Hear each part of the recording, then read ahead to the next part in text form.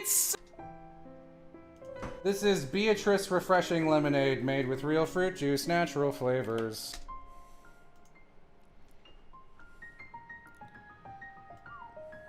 Can't see this, right? Okay, good. That can't be your official photo. Are you kidding me? Bro, I'm not putting this JPEG in there. Get me a photograph. Every time I see it should make me laugh. Thank you, Kevin Roy, for donating.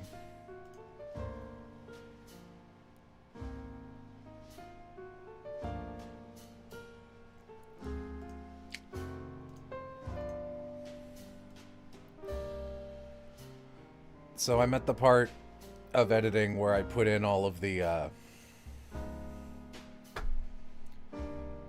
things. Put in all the little guys that look like this. It's very boring. So I'm here to do that.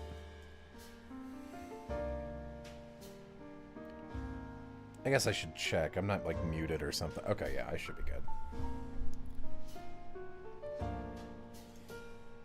No, though, for real. Is this actually the only photograph of this product? That's insane.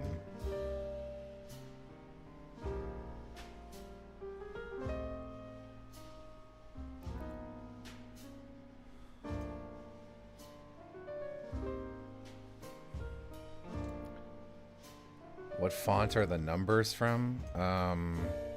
Probably Lemonade something. Lemon Slice Alternates. Most of this font pack is, it's all Italianate, Italiante. It's too small. I'm not leaning forward. Yeah, I would like... Surely... Okay, hang on. Beatrice Refreshing Lemonade. That... Surely there must be like a website for this product. Right? Okay, I'm gonna be honest. I didn't expect to, like, fucking fail on minute 1. Here's someone's photo of it. Has anyone on Earth taken... Are any of you Canadian? Do any of you have this in your fridge right now? That would rule. If you could help me out.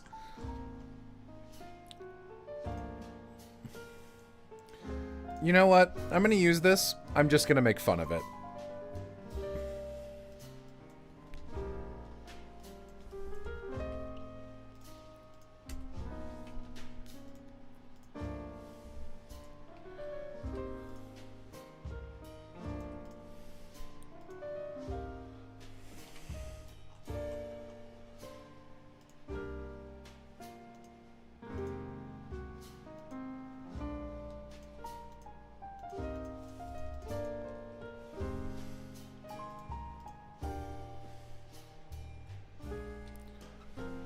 What music is this? It's from some game called Bar Stella Abyss that Piff and Aloha were talking about today, and they handed me some music from it. It jumps from like casual jazz to like this sort of Deltarune shit to Mad Rat Dead and back again. It's very interesting.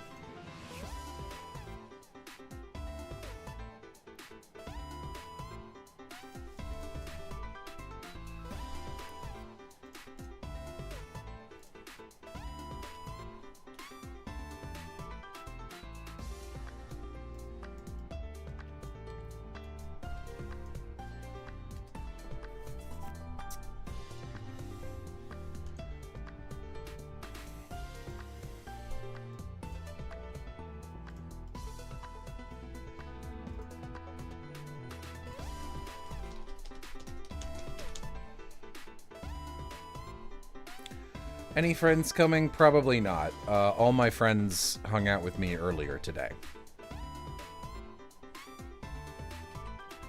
Piff and Glass are in their own stream. Did I see Vixen stream yesterday? I don't watch Vixen. I don't know who that is.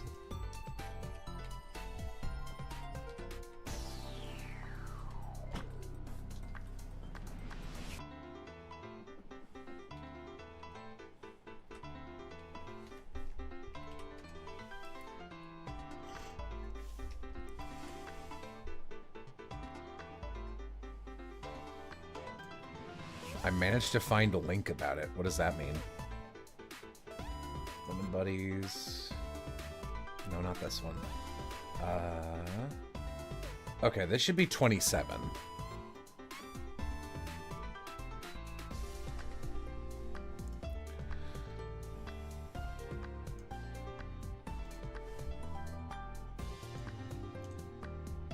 So here's what I'm going to do with this one.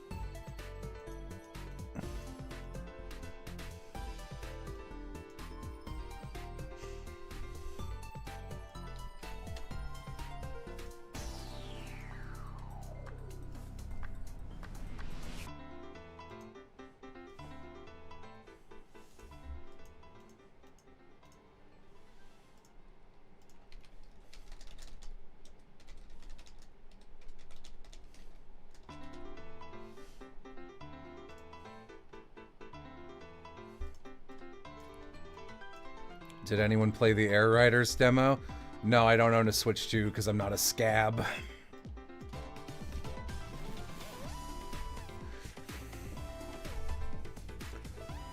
It's really cool they're making an Air Riders sequel. You could stab me through the head with an ice pick, and the only way to prevent it would be buying a Switch 2, and I wouldn't do it.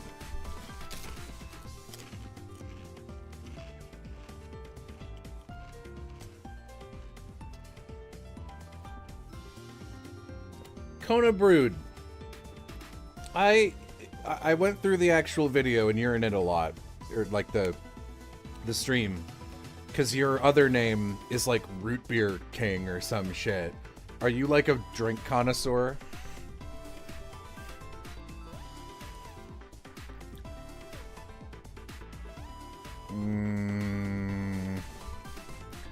Are Nintendo employees on strike? No, but like... They should be. Nintendo is a fucking evil company. They've done nothing good in years. The Switch is shovelware. It just breaks constantly. It looks awful. And they released it at a, like, in Switch 2, which doesn't look that much better, or feel that much better, or play that much better, at an insane price, and then everyone bought it, and because it uses the same shitty controllers as the first one, and has a lot of game overlap, it shot up all their prices again.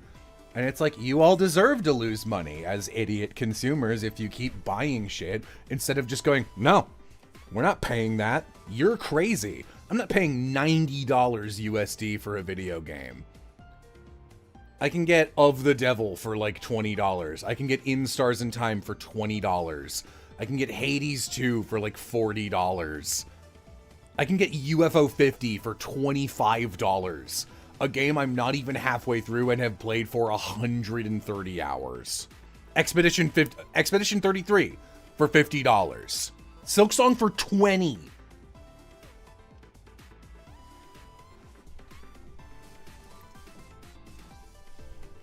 I keep saying this, but I did, I was ready to be disappointed in Lovey because I saw you, like, this was days ago, pointing, you were posting that you would fucking, it was like, here's some footage of me playing Legend ZA, and I was like, oh, Lovey, you bought a Pokemon game on launch? Have you learned nothing? And then you were like, no, I'm already playing it on my Steam Deck. And I'm like, you can pirate a Pokemon game, like, 2 days after it came out? Cool, now there's no reason not to do that. It's crazy.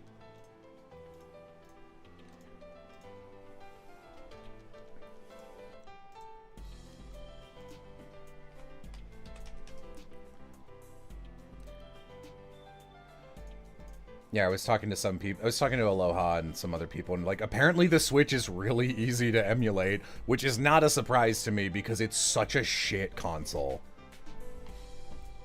I've played one game that looks good on the Switch. Do you want to know what it is? Actually, two games, but they're like the same game.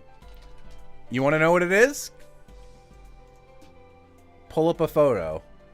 I've played one fucking game that looks good on the Switch, and I'm trying to find a picture of it.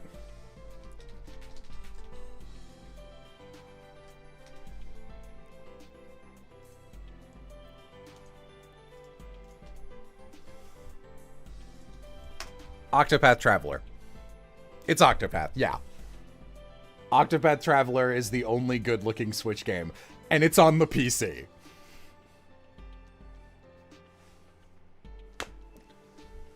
God, I played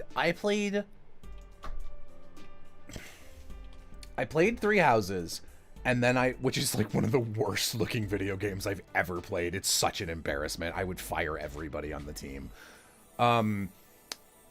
And then I played Engage, which looks a lot better, but still looks awful. And then I saw Amy playing Awakening and Fates, which came out like 12 years ago now. And they look better, and they're on a handheld. They look a lot better, too. Ugh. Anyway.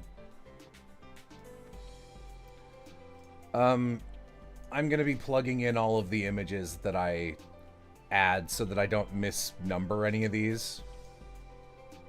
So, I've got it set up. You guys won't be able to see the Vegas file. There's just no reason to. Compliments Lemonade. This is the Sobeys brand, which is... Okay. There's no chance I won't be able to find this one.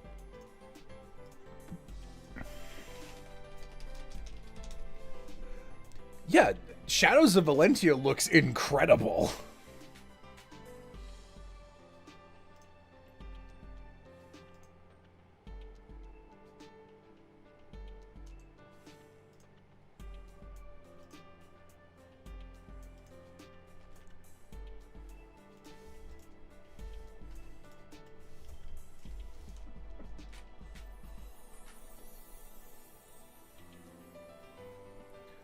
Yeah, glad you managed to figure out the controllers, Lovey. I don't know, it's just like...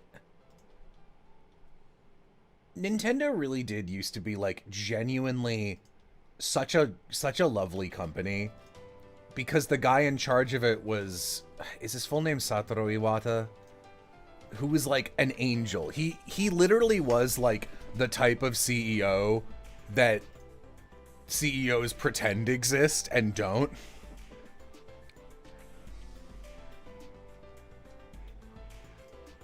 Yeah, the look... Okay, look. That's the other thing. Like, I grew up on Nintendo, so I was never like, the graphics need to look good. But, like, there's a difference between, oh, this is a really high-end looking game, and this is unfinished. You didn't finish the video game, and it's like $70 now. Yeah, because Iwata wasn't like, I want to be a CEO. He was just a really talented, kind guy who everyone loved, and he was a producer on 1 million games, and he did a good job, and they put him in charge of the company. And then when Nintendo, whenever it failed, he was like, I'm taking a huge pay cut so that we don't have to fire anyone, which is what a CEO should do. And then he fucking died, and it was a tragedy, and since then Nintendo's just been slowly creeping more and more evil. Like, there's a reason that this is like, look, this isn't the worst thing they've done, but to me it's indicative of where their priorities are. They hired Illumination to make the Mario movie, which is horrible. Like, it's a horrible movie, and that's a horrible choice. And instead of, like, making it a celebration of the Mario franchise, they were like, put in pop songs. I know we've got some of the best soundtracks fully licensable because we told you to make the movie. But put in Take On Me instead of like a Rainbow Road remix or something. Because then we'll be able to sell the soundtrack and we can make $2.3 billion instead of 2.2. And it's like,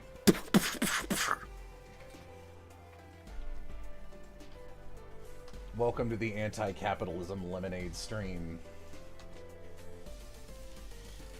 Would I rather watch that movie or have Swoon Pink Lemonade? I would rather watch the Mario movie again.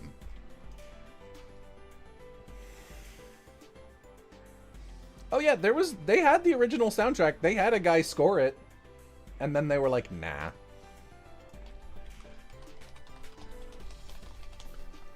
We could probably make more money if it's a top 40 hit. That's every stream, but this time it's Lemonade. Listen. Yeah.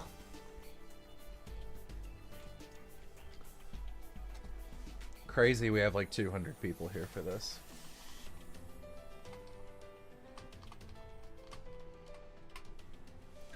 That's hard to see. I'm gonna try and... Let's play with the... No, not that. Let's try... Honestly, brightness... Yeah, lower the brightness a bit and up the saturation, maybe?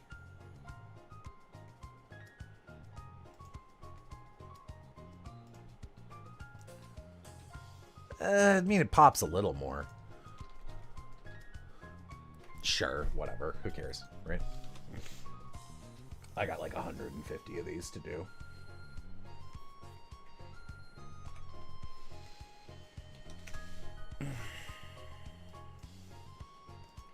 I'll do my best to occasionally look over at you guys, because this is a stream where I'd like to be chatting. I would love a... Not a moderator, but like... someone to feed me questions so I don't have to read it. Okay. Get background content while I draw.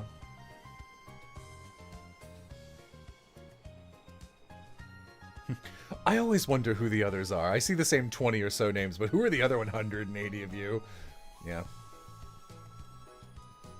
Sometimes people who watch you are randomly really interesting. What song is this? Rainy Story Field version from Bar Stella Abyss. Compliments, Lemonade. This is the Sobe. A moderator, Compliments. you say? I don't... Look. Listen.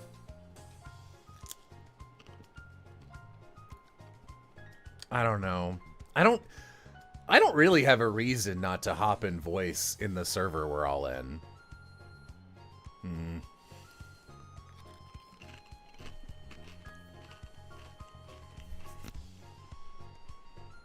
But what if you guys are stinky? And then I'll be trying to edit, but you'll be too stinky. Let's compare that to the honey yuzu. We've already hit the... Oh, hang on. Loop forever. So this... Oh. Right, this is the same brand, it's just in a different box.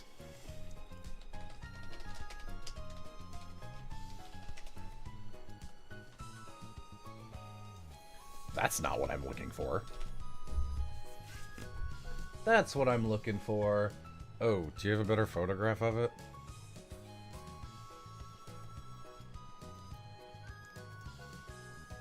Maybe? Maybe.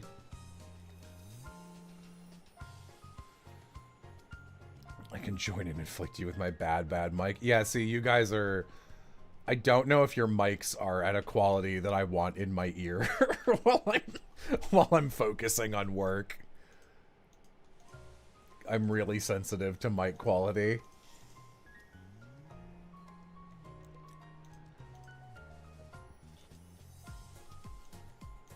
I actually, editing down the Fire Emblem streams,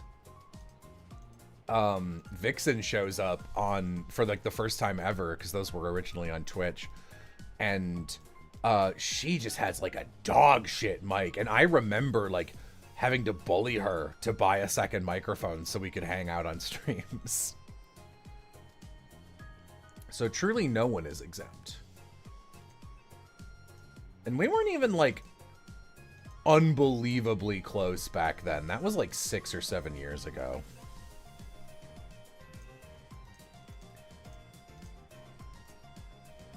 Photoshop loves being like, Use me. Use the selection tool. I won't grab all the white stuff. I won't grab all the white stuff every time. Oh, I did it. I'm sorry. I fucked it up.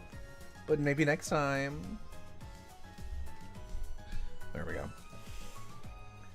Okay.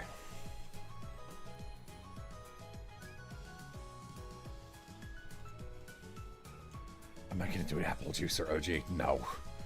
I truly don't ever want to do this again. The setup time for this takes so long. I was prepping for this stream for weeks. And then, like, we can't have anything else in our house to eat because we need all the fridge space.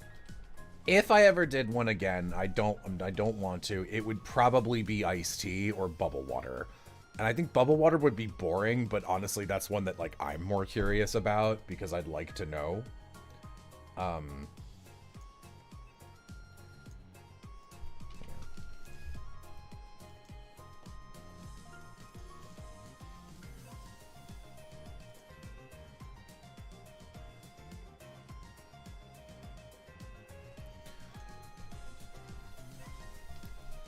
I also truly, like, there are no more, like, I believe there are some good lemonades left, but anything else that is, like, something I'm unfamiliar with, the chance it's bad is 98. There's a reason. Okay, so I've got these, I haven't set these up, but, like, here's all the rainbow ones. Like, this Japanese one that I, like, tried to make, because it's like, they don't sell it anymore, you can't get it. Why don't they sell the tomato lemonade anymore? It's like, cause it's bad. Why don't they make this one? This one's out of print. Why don't they make this anymore? Cause it's bad. Like, the amount of shit, like this one, that was just shitty lemon vodka. I had to drive everywhere to get that because no one wants to buy it, because no one's ordering it, because stores don't make any money off of it, because it's bad. Wait, hang on. Compare that to the honey use. Kind of nasty. And they just go in a little, and just like a little plus. And this one starts as a 4 to a 3 mine. What's Loblaws called? Canadian Walmart, right? Like Canadian Walmart, right? I forget how wet these streams get. I'm just like a little wet everywhere. Ayo. President's Choice, normal lemonade. They took this lemonade.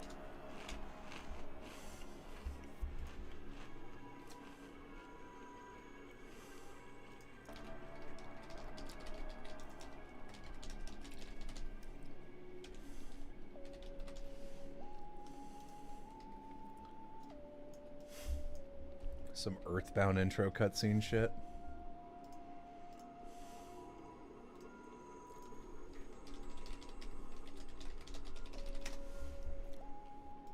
We got a pretty good amount of people here.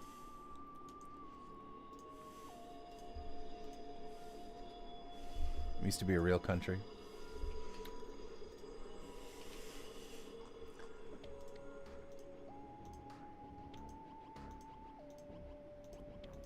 You know, when I used to do Foley voice, we would regularly get like 800 to 1,000 people. We used to be a real country. And now we only get like 300. It is what it is. Everyone was like, I've had enough of this dude.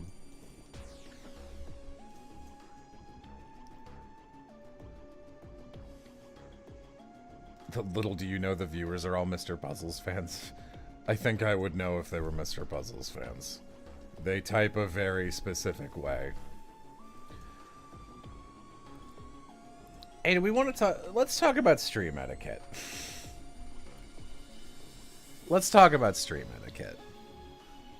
Let me not be listening to whatever this is. Okay, that's a little fucky-wucky, but sure. If you're a baby, first of all, you shouldn't be watching people stream. Go play horse on the basketball court or something. Go outside. But if you're here, if you're like at a stream and you're like if you're watching like the Digital Circus streams because you're a child and you're really into Amazing Digital Circus, then like if you're like, I love so and so, I want to ask them a question. if they're doing something, like if they're all playing a video game and clearly like locked in, like they did like a Left 4 Dead stream and they did a what do you call it? D&D stream the other day. Don't be like, hey, me over here, hey, can you please answer my question? Can you say my name right now? It's like they're clearly doing something. Like, do you treat people that way in real life? Like, if you see someone like talking to another customer at a grocery store, do you just walk up and go, hello, hello, hi, hi, hi, hi, can you talk to me? Can you talk to me right now instead? You can't be doing that shit, guys. It's like, it's obviously bad manners.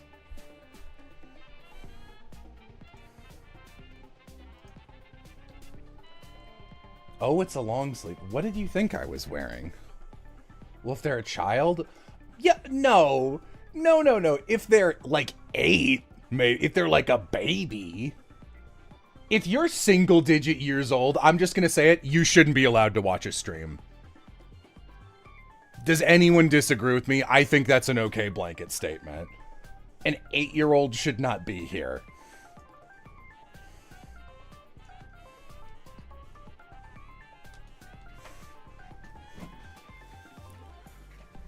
Like, I understand it's easy when DeviantArt or Twitter or whoever is just like, are you 13? You need to be 13. You can just say yes. But, like, come on. President's choice.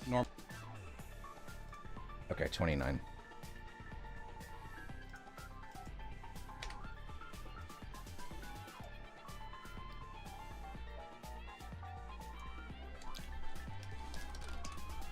Single-digit ages shouldn't be on the internet at large? Yeah, you're right. I agree. It's easy for me to agree since the internet didn't really exist until I was like at least like 11 or 12. I literally was about to go, how old am I?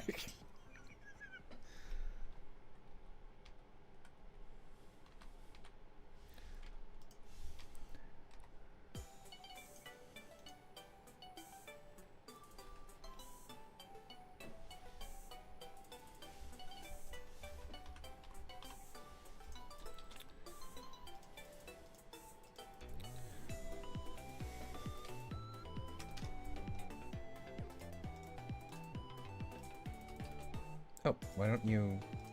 Oh, I see.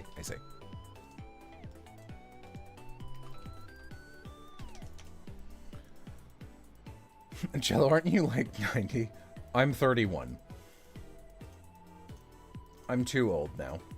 You can watch me age in these Lemonade videos. It's a little unpleasant, to be honest. Because in the first one, I was like 26.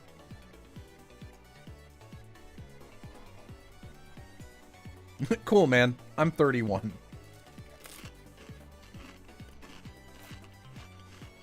You're 31? You're younger than my mom.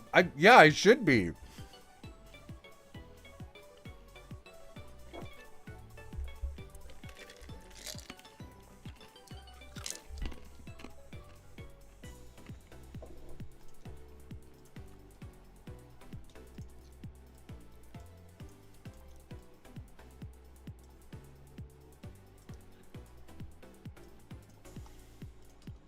President's choice, normal lemonade. They took this lemon. Let's compare that to the honey yuzu. Back to this. Oop, wrong one. Back to this. There we go.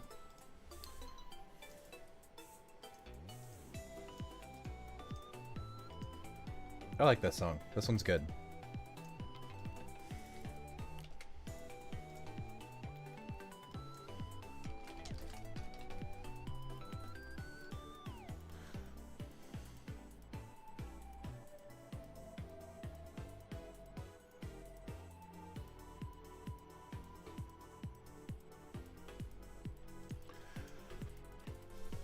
It's also pretty funny. I was talking to Vixen earlier today, and I was like, I seriously super appreciate you doing all these like digital circus tie-ins, because you're keeping the cash flow really consistent, which is really important for a fundraiser. We've only had like 1 or 2 kind of slow periods, which is like not very good. And it's funny to me, people keep going, oh my god, we're only at like 102,000 and we've only got another month and another month. We're never gonna reach it. It's like, you're crazy. We're doing so well. This is insane. I'm pretty sure I would be shocked if we didn't reach it at this point. Because at the start and end of a fundraiser, that's like the biggest pushes. So if you're past like the 80% mark, it's like, it's not a guarantee, obviously, but it's like, it's up there.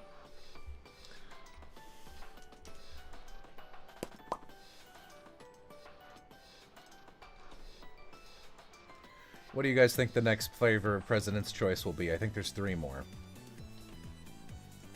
I don't know the answer either, for the record.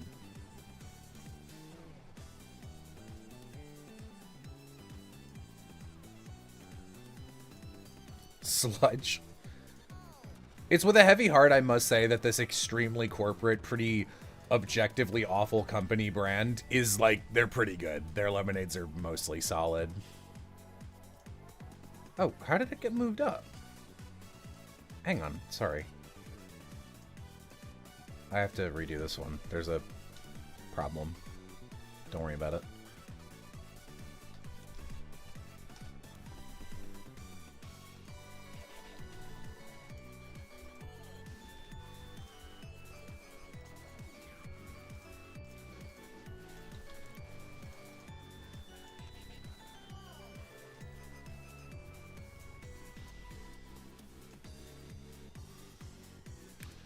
When did I record this Lemonade stream? On my birthday, which is June 20th.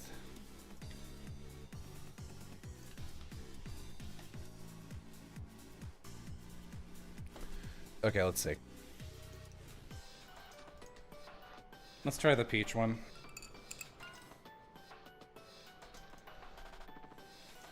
It was peach. Did anyone guess peach?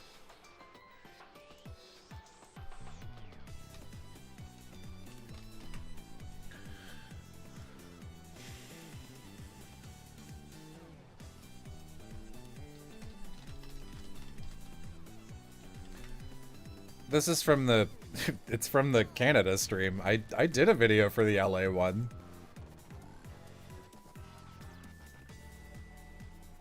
Want to talk about Peanuts videos? Do you want to talk about Peanuts videos?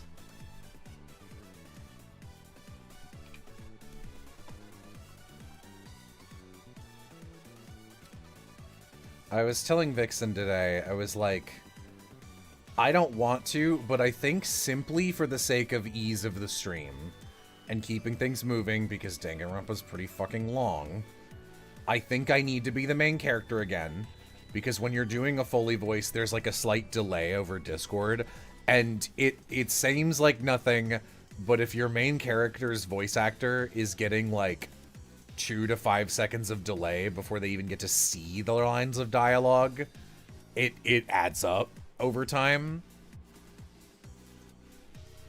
The only 2 people who I think I would be like very ready, 3, Aram, Lenti, and Oz are all like incredible sight readers. Oh, thank you, Wee Steve, for $50 to the Transgender Law Center. What the fuck is your icon?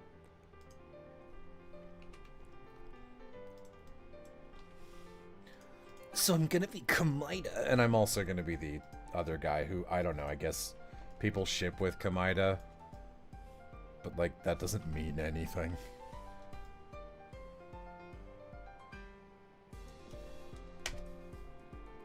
I actually watched the Danganronpa stream yesterday and you sounded miserable. I am miserable. I'm, like, for real having a bad time. It's not a bit. I think one of the realest, from my heart, things I've ever said on any Foley voice is the moment that I go from thinking like, oh, this is gonna be not good, to, oh wow, I thought this was gonna be not good in like a really sort of anime embarrassing way, but like no, it's like badly written at all levels, and it's a bad video game. There's this moment where we're talking to Sayaka, and like Savvy reads her saying something, and she says something fucking stupid, and I just go, how much of this is there? Like, that's like the moment that it kind of hit me how bad the whole thing was gonna be.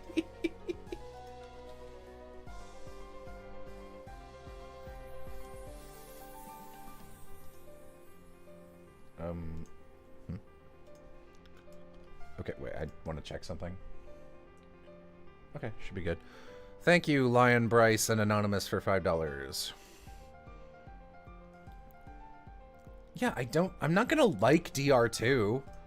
And I bet a bunch of people who were like, DR2 is better. I even said this in the first stream. I'm like, I bet it's not. I bet it's not better at all. And I bet we're gonna play it and you guys are gonna go, oh, I don't remember it being this bad, because that's what people kept saying in the first game too. Thank you, Swim Soda, for $5.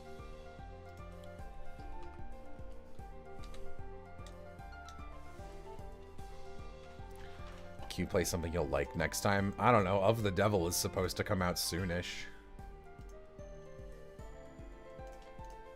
Of the Devil is really good. Let's try the peach.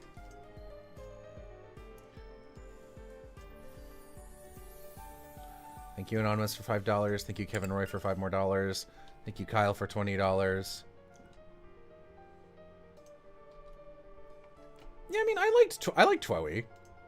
I think the Twowie fully voiced is pretty good. It's just that no one watched it because no one gives a shit about the World Ends With You. Okay, literally, hang on. Glenadine. This is what you have for the kids. What is this? Thank you, Prettiest Bearded Lady. Thank you, Storm Beta, for $50. Thank you, Anonymous, for $20. Wow. Yo, PBL, we need to talk. You gotta... I think you've got some auto-react thing with the mpreg emoji. And, like, obviously I don't like the mpreg bit. But you gotta not have that on, because sometimes I use this thing to do, like polls using the icons. So it ends up being, like, thing I need, mpreg guy, thing I need. And it's just like, come on, not those.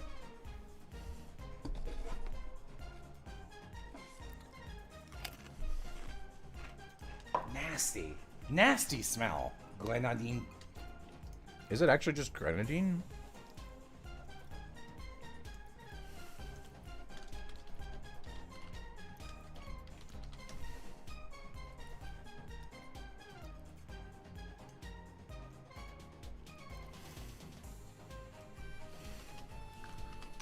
Man.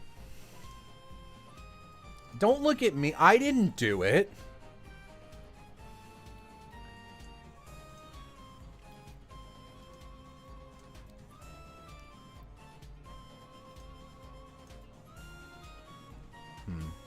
Sorry, I'm looking at chat for a second.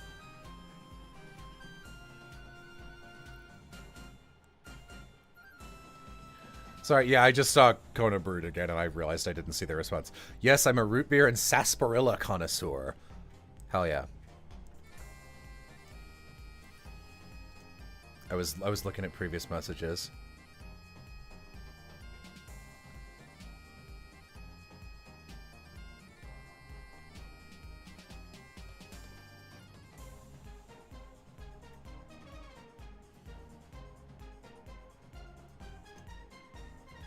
Is someone yelling at AJ for naming our server the Piss Server?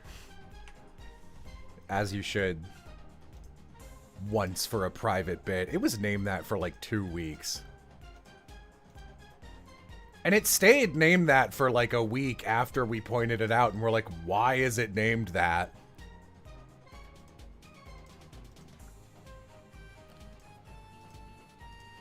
Whoa, applesauce. Thank you for $250. No, Velvet's being mean for Naven Mpreg emote. That is pretty funny.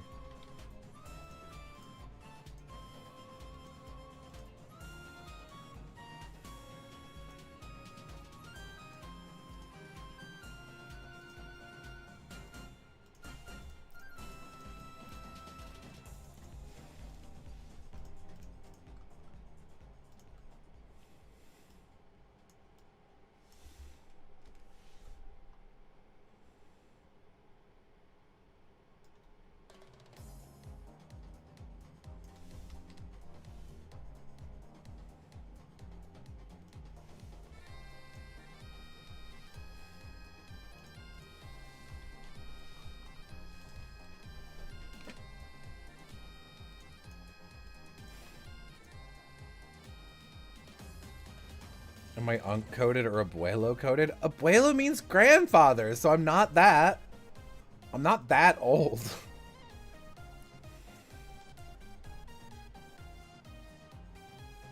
I misread that. Thank you, but don't. Unless if you're in a different country, so YouTube doesn't let you donate, then like fair enough, but don't super chat right now, because I'm gonna be nice and assume that you're like in like Sweden or Australia or somewhere, and for some reason like YouTube fucking sucks and they don't let people do it. Do I like ciders, like alcoholic ones? No. Normal ones, they're okay.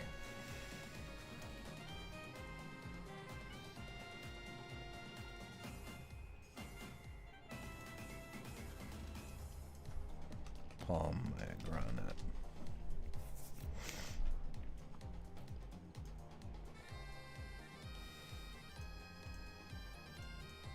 Yeah, no, the amount of money that we've sacrificed for like not having super chats for half a year is actually like extremely substantial. Like we have lost like probably 4 digits of money at this point. I consider that an invisible donation.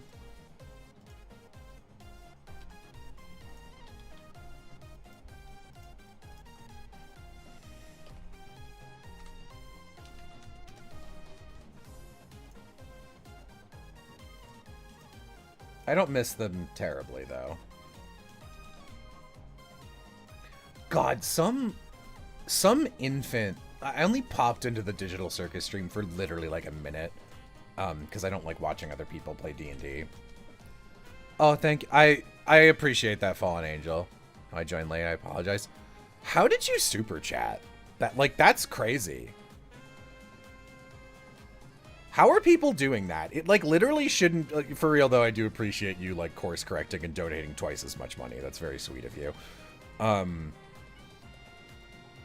then I went to click on your name and almost put you in timeout, which would have looked so fucking rude. Thanks for the money, fool!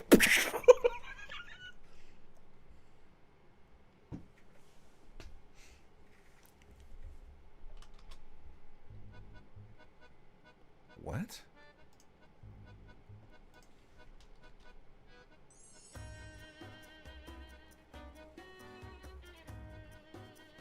I was saying stuff about D&D chat. There was some, infant in there. Sorry. I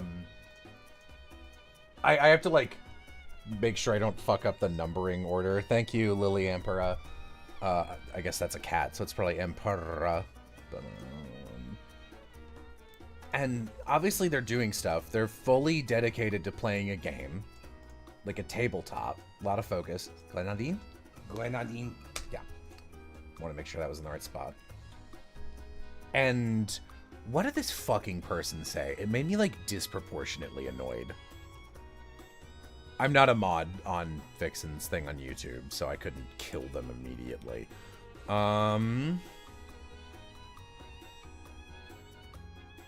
I wish this wasn't a charity stream so I could super chat. There's something I want to say to the cast. Bad look. I wish I wasn't able to give money to people for this stream where the entire purpose is giving money to people. I want to make it about me.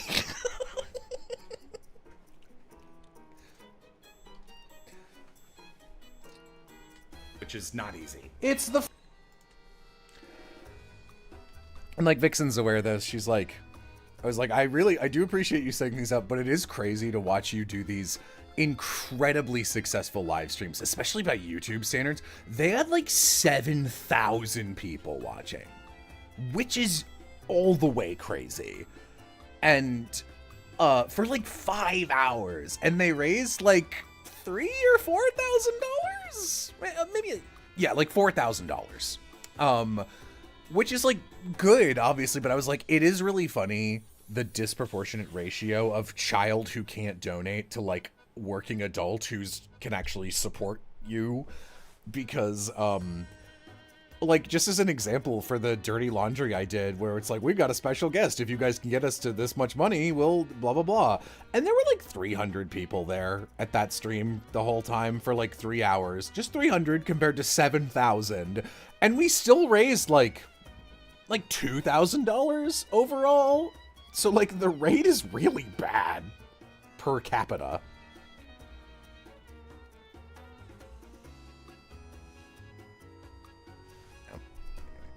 Easy. It's the phrase. It's the phrase. And the phrase is strawberry. Dumb joke. French joke.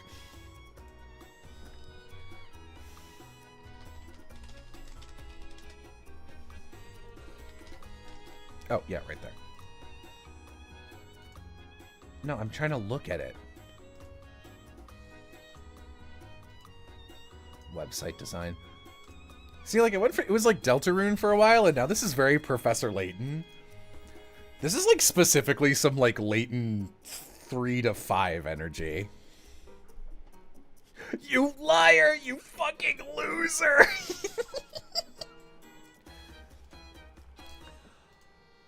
It's so funny how I really truly was the villain of that episode, and yet because everyone was so rowdy, it doesn't come across that way at all.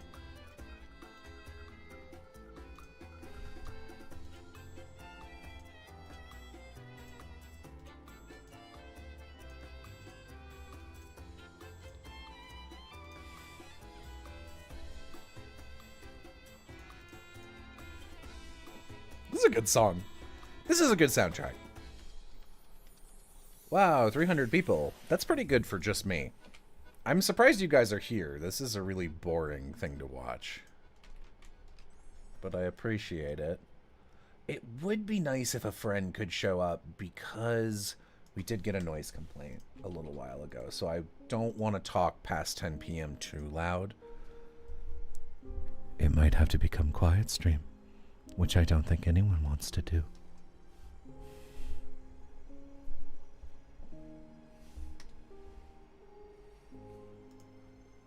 Ugh.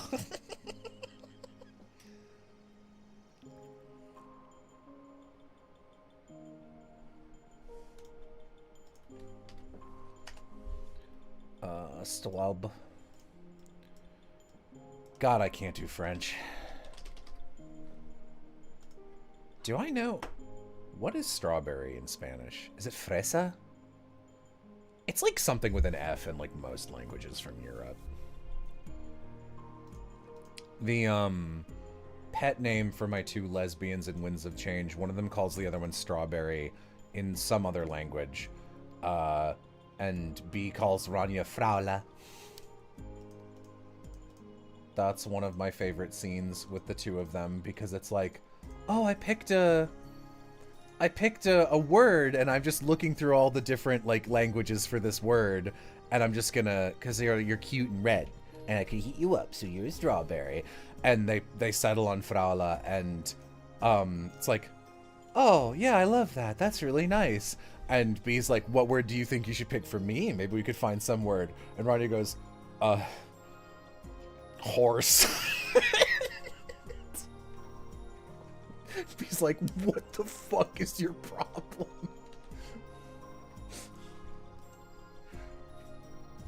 Well, I don't remember the actual dialogue. I can pull it up and I remember it well enough. I don't want to. It's like, horse. Horse! That's the unsexiest thing I've ever heard. How can you call your lovely girlfriend horse? She's like, I'm sorry. You just have unbelievable horse girl energy. No, I don't. She's like, yes, you do. She's like, what are you talking about? I do not have I do not have horse girl energy. You literally went to war with your entire country to save one Pegasus. Anyone would do that. You're describing a normal person. Uh-huh.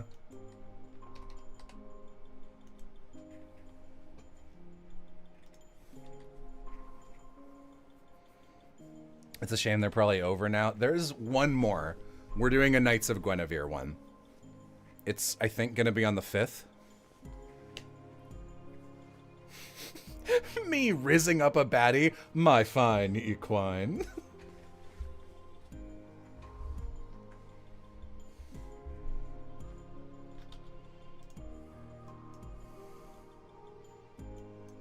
Yeah, a couple people hit me up this week after I finished. I was like, this'll be the last one. And then Michaela, like 2 days before, was like, actually, we got this. And then we locked it in for December, which is awesome. And that was also kind of the last available slot because back half of December is traveling. And then like back half of November, I don't want to be doing another one of these. They take so much effort. And then my friend Nyosi hit me up and he was like, hey, you asked if I wanted to be one. I've got 2 friends. Do you want to set it up? And I was like, I'm sorry, dude. I can't fit another one in. Another super chat. I don't know if I can donate to the Transgender Law Center on mobile since I don't see any links. Can you give this to them for me? Thanks. I'll take it.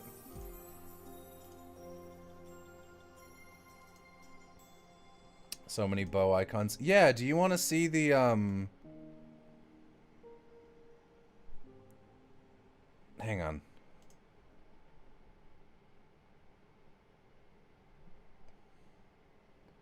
Thanks, Freshman. Freshman Aloha was literally just telling me that you hang out in his streams all the time, and you were like, yeah, I'm asking to get fired from my job before I get replaced with AI. Are you sure you should be donating right now? Not to tell everyone your business.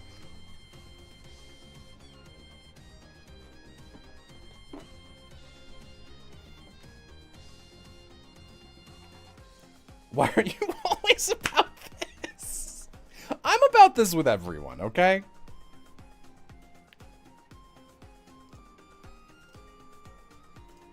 Anytime I see someone donate more than twice, I'm like, stop it.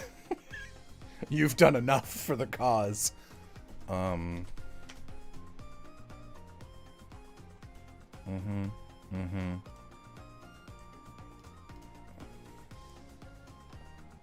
Can't say shit in Detroit. Sorry.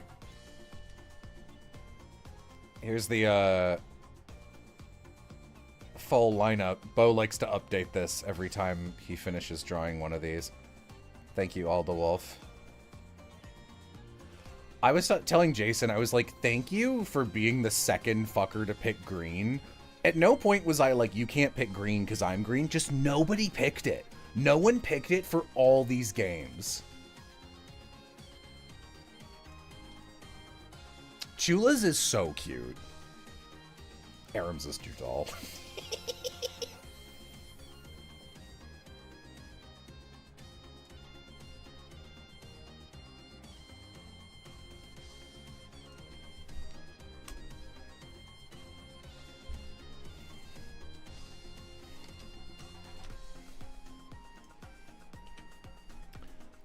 Oh yeah, Vixen showed this off on her stream, but I'm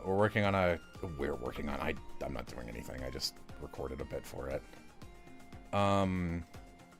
Lovey's doing art for this, but there is a little chunk of this fan song that I do a rap for as loop. Oh, there it goes! Emotional short circuit, more hurt than it should have been possible for the illogical. Think I'm responsible for those around me, like I've been crowned me, all accountable. God, I'm working out these. The little eye-opening thing you added, Lovey, adds like so much to that loop section, by the way. Mention Vixen sent me that, and Vixen sent me that, and I was like, oh, you're asking Lovey to do motion typography for the lyrics? And she goes, no, Lovey just started doing that on their own.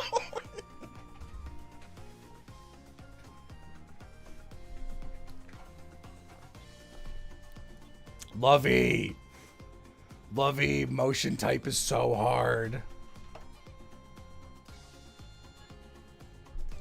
It's not easy. It's the phrase. The phrase is strawberry. Emotional short circuit, more hurt than it should have been possible. Fully illogical, think I'm responsible for those around me, like I've been crowned the all accountable. God, I'm working out these emotional needs communicatively. I try, but I can't be the kind of perfectly. There's one phrase I always forget. Constructed person for your service. Need to earn my place on earth. It's how you see me that determines what I'm worth. No, Vixen's doing a cover of... It's so funny. It's like a Digital Circus Gangle fan song that has a lot of sauce, but like it doesn't actually have anything to do with Canon Gangle. And you can look it up. It's called Wear the Mask. I don't remember the name of the artist, but it's a pretty good song. And Vixen was like, yeah, I listened to it, and I was like, this is a Sifrin song, and it really is. It's not Oreo. Not easy. It's the phrase. And the phrase is strawberry. Okay.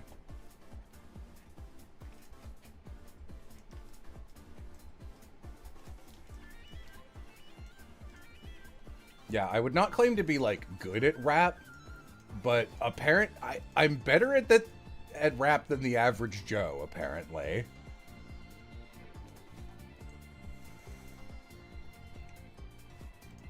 More donations? 7 more lemon juices. Nope. Strawberry first, I guess. I just want to make sure that's all of them, because if I miss one, I'm fucked. Juices. 8 more waters. Cinnamon. It's nope. It just Sugar. the jalapeno. Sun-kissed berry, sun-kissed watermelon, and sun-kissed strawberry first, I guess. Honestly, like a. Okay.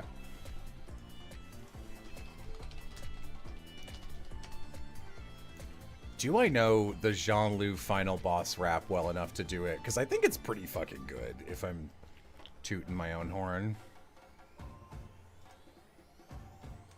That doesn't look good.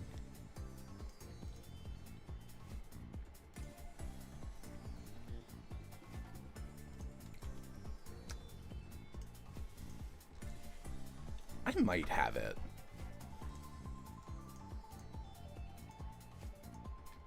Tell you what, if we get 100 more in the next 10 minutes, then I'll pull that up and do that one live. It's on my Patreon, but that's the original demo, so it's not very clean or spicy.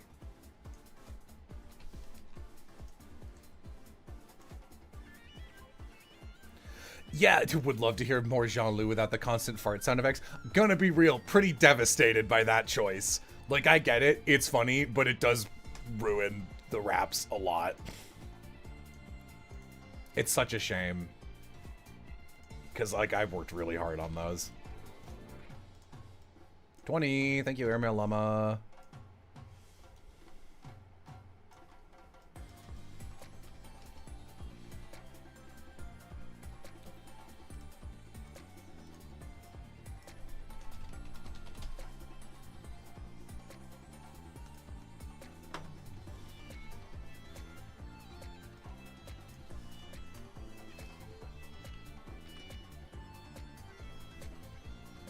$20. That's 40.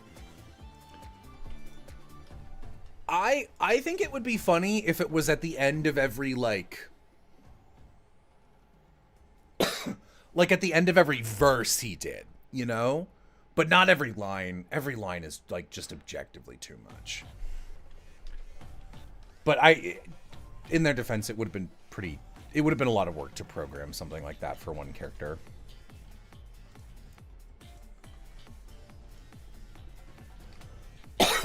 Ooh.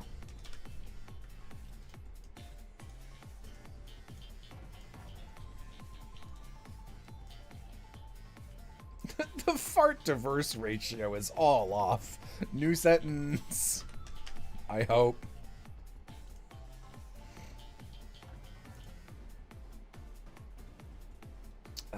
Yeah, how does it start?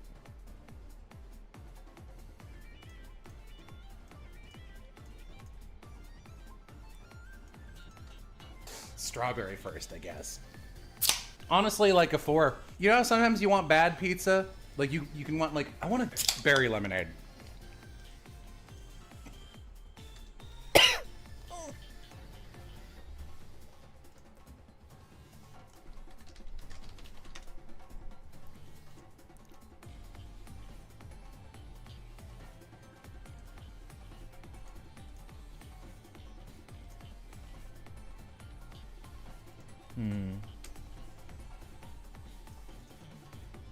I wonder if they have this on the actual website. Because it looks a little better there. Oh, is this it? That looks closer to the first image I've got. Nope. Is that the same? I guess it's the same. Doesn't look the same, but it must be. I think I'm responsible for these around. I love the Discord call called Jello. You should totally join call. But I like not being in one. It's fun.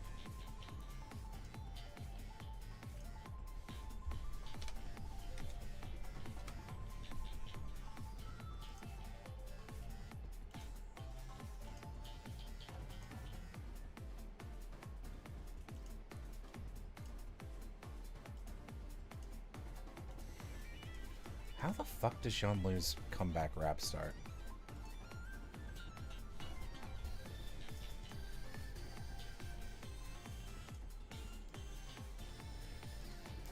Yeah, you're stretched. I could tell immediately.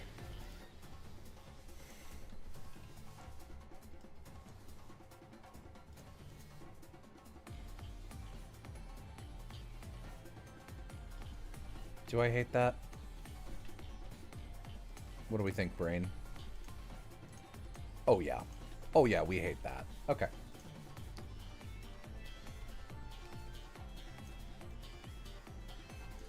I need to finish the Canada Lemonade stream. I mean, hypothetically, I'm going to be doing a better version of it pretty soon. That's pretty close. I'll take that. The alarm completely exposed emotions.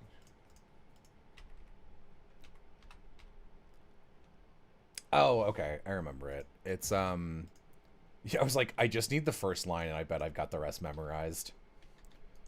It's, oh, you're in a whole lot of trouble, man. Burst your bubble, man. Here's my master plan. Smash this disaster. Kick the can can't kick it. If there was a landing key, we'll never stick it. This dunny is a dunce to John. Don't know what's going on. Don't know that he's face to face with them. Phenomenon impossible to read. I'm like the Necronomicon. The mid-range of John's beat. I could go on and on. Oh, this latrine's been treated. The cesspool tried to mess, but he's defeated this. Sorry, Levator can take another hit. You can tell he's experienced at eating shit.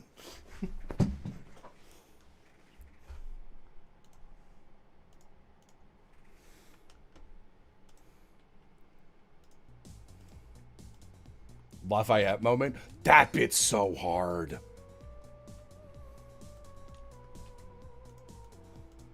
I used to try and sing that Lafayette part of Yorktown so often. It's tough as hell. We've come so far from DJ Sperm.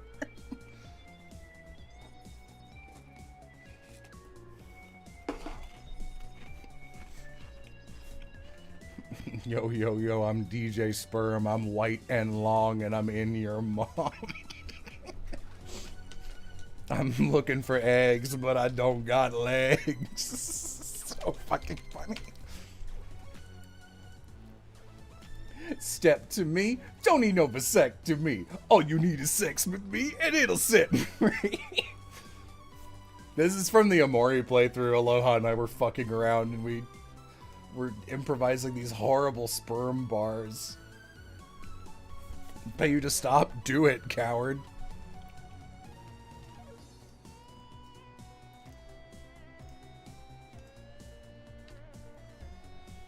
Kind of ugly. Is there a better 5? I like that better. Let's keep that. So we want to talk about penis videos, yeah. Now I can rap okay. I don't know the Lafayette one off the The hard line, my brain is really procedural. So like every song that is tough has like a hard line, and if I can get through the hard line, I can do all of it, no problem.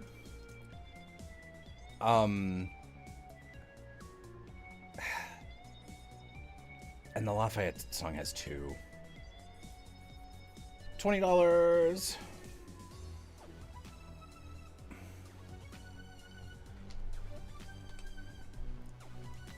And I'm never gonna stop and make them drop and burn them up and scatter their remains. That's tough. And there's one where he says a French word that fucks me up pretty bad, but that's like a me problem. Like, in 1 week, they've got that bit that's like, what's the hard line there?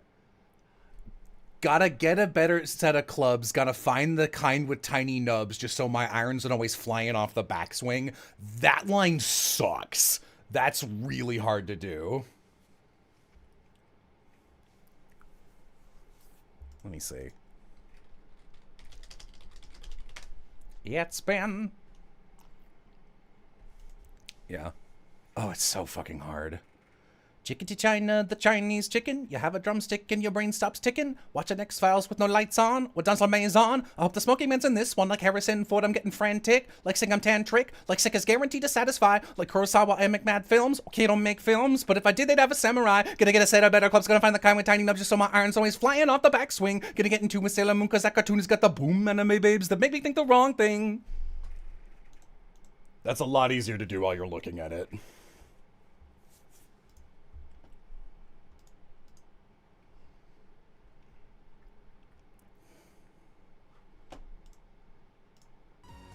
Rap is pretty easy. You just need to, like, give yourself mental checkpoints of which words to hit. And, like, it's all about, like, creating a song line, like a visual, synesthetic. This is not a simple way to describe it. Like, okay. Tantric? Like sing tantric? Because guaranteed to satisfy. I'm trying to find like a good example. I just sign a waiver.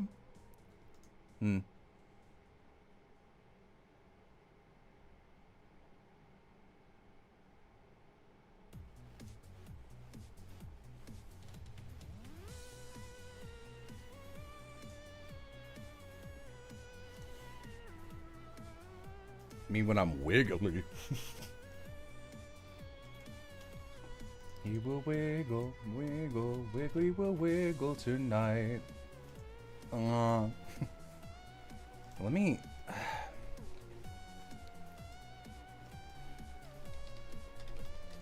Okay, hang on.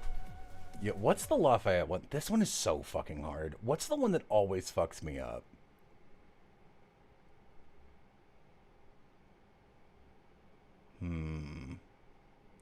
Where are you? I don't care about those. Get out of there. Is it not Yorktown? Oh, it's the one before this. Guns and Ships. That's what it's called. Duh.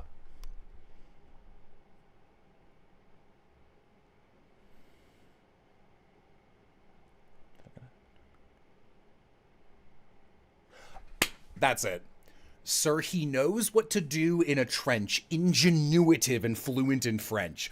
That's the hardest line in the whole musical. Sir, he knows what to do in the trench. Ingenuitive and fluent in French. I mean, ingenuitive. That's like a really hard pivot from all the sounds the rest of your mouth is making. Yeah. I'm taking this horse by the reins, making red coats riddled with blood stains. And I'm never gonna stop until I make them drop and burn them up and scatter the remains. Watch me engage in them and escape. No, don't need to do that. But I go to France for more funds. I come back for more guns and ships. And so the balance shifts. We rendezvous with Rochambeau, consolidate their gifts. We can end this war at Yorktown, cut them off at sea. But for this to succeed, there's someone else we need. I know. Hamilton, sir, he knows what to do in a trench to do it in fluent in French. I mean, yeah, it sucks. I hate that bit. So you're gonna have to use him eventually. What's he gonna do on the bench? I mean...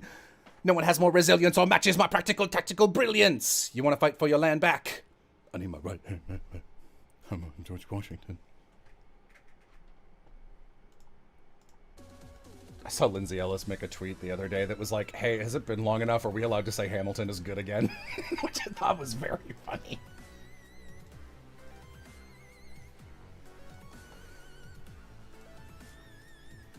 Hamilton is good.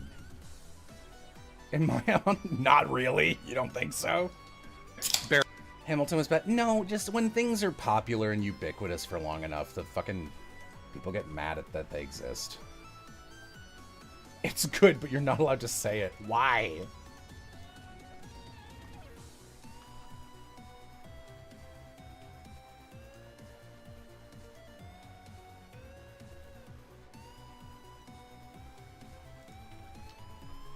Hamilton is good because when you write a rap musical, it's fast, which means characters get a lot of time to say dialogue, which means that you get more characters singing per minute of musical, which means the musical is better.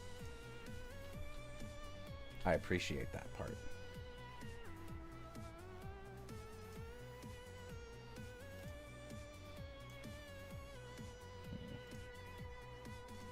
Same. Different colors. Oh my god, they might be. I think. Let's see what kind of thing this watermelon one is.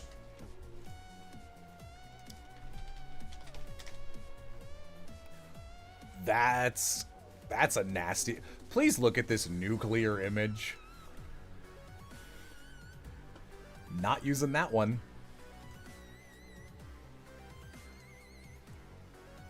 Oh, I hope there's a better option.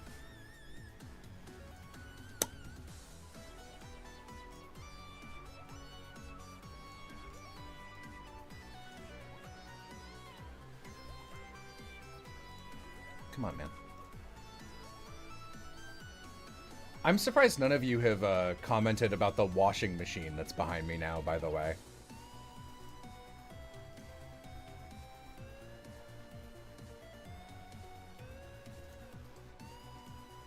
Oh, we need cookies. We need cookies to show you sun-kissed. Oh, is that what that is?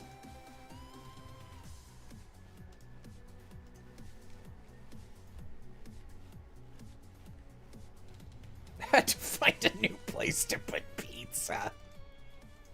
That's funny.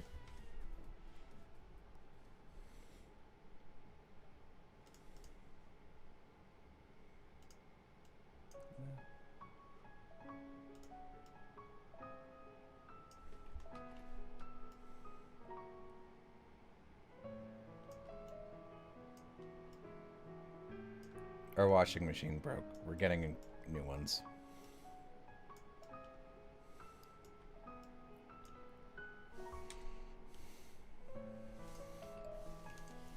This is the second time it broke down, so we were like, landlord, can we please just have a new one? But the plumber didn't fucking show up to like do it. So the delivery guy got here and was like, I can't install it legally because there's no plumber here. And we're like, okay. So now it's behind me for now.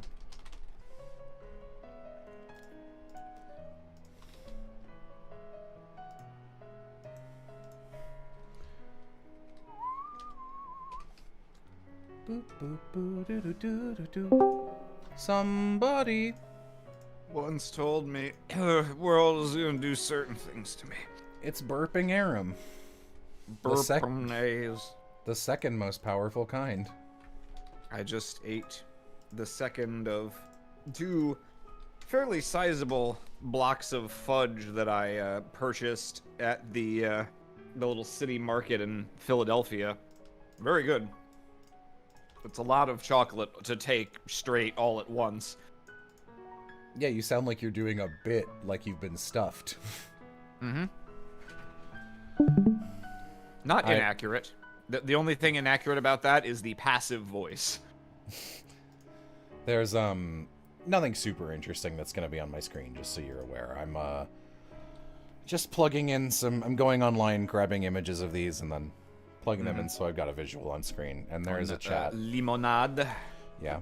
I was rapping earlier. Yo, how'd that happen? Yo. Ho ho. Yo ho ha hee ha ha ha ha ha ha hee hoo. Can we get Aram to rap? I mean, Aram has You've heard that already. one very public rap, yeah. Get a different bit. Natural Cabana lemonade.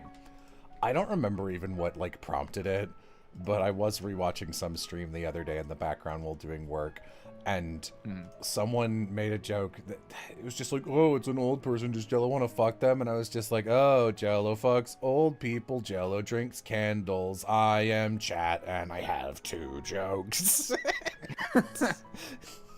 Damn. Natural Cabana lemonade. Get him. Heh, get 'em, Ma. Chat is not a monolith.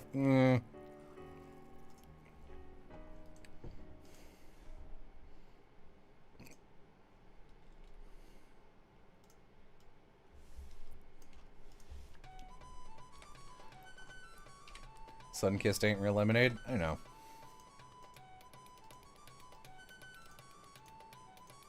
Sunkissed.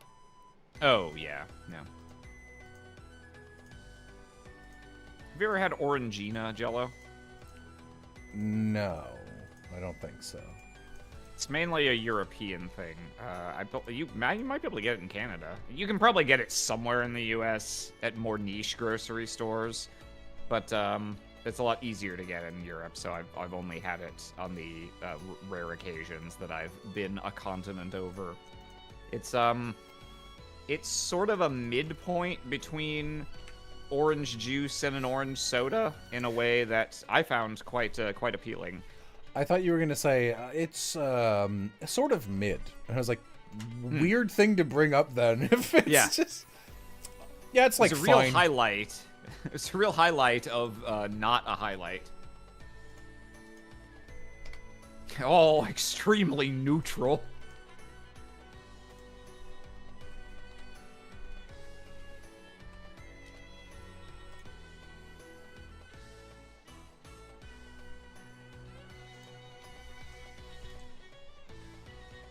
This is a good song too. What is this one? Blowing in the Wind.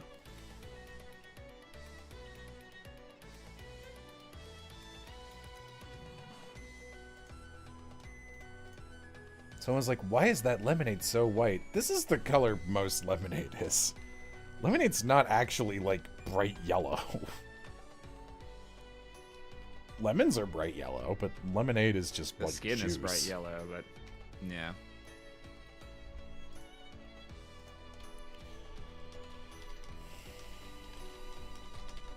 Suppose if you put enough lemon zest in. That would be a lot of lemon zest. That would be a pretty disgusting amount. Actually, I don't know if, as a non-lemonade stan, I don't know if lemonade typically incorporates zest. I mainly see zest used in baking. Zest, no. You can make a really good lemonade by having the lemon juice in, like, actual lemon rinds for a little while, or you can sometimes, some people get fancy with it and, like, mix the rinds and do some shit to make a special syrup instead of sugar, so it's even more lemony all the way down. It's good. I don't think it's better enough to justify the extra effort, but a lot of things are like that. Lemony, even more snicket. Snicket, yeah, I was thinking about it. Aram, stop Julie Andrewsing at me at the same time as me.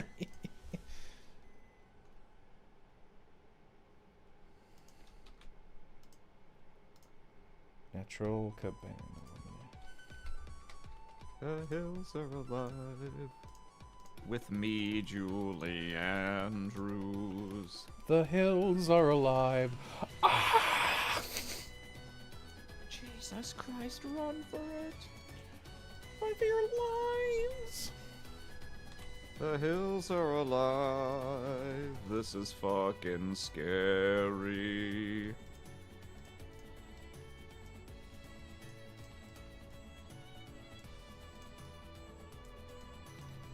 Natural Cabana lemonade. Lemonade. Let's see what kind of thing this watermelon one is.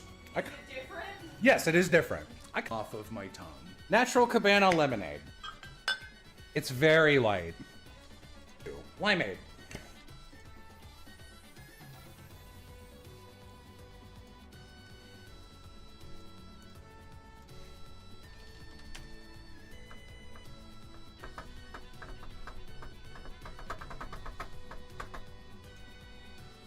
She wishes she looked like this. I love how, like, obviously photoshopped this is, because the straight lines of the label versus, like, the rounded bottle. Oh, you guys can't fucking see it, right? Natural cabana. Added an enye there for flavor. I was gonna say, you speak more Spanish than me, at least. Is it cabana or cabana? Cabana. Okay. There's no tilde over the N. Oh, that's right, yeah. I forgot that that's just, like, a rule of how it works. Yeah, Spanish is pretty consistent, actually. That it's one of the easier languages to learn, which is why I made any headway in it. What was that noise? What was that noise? What was that noise? Guess it was nothing. Brief insight into Amy and my home life. One time, there's like a kitchen island, and sometimes we're like cute, and she'll like try and go over to hug me, and I'll like start lazily walking away, like as though I'm being like, you can't get me, but like at a speed that is clearly easy to get. And one variation we did, highly gettable. One variation we did of that once is I started like walking around it like those Ocarina of Time Hyrule Castle guards, and just like looking left and right, and she would like duck down while being clearly very visible. And every time I would like, you know, say one of those like, huh, must have just been my imagination type things. I think that's a very healthy and beautiful thing to do in a relationship.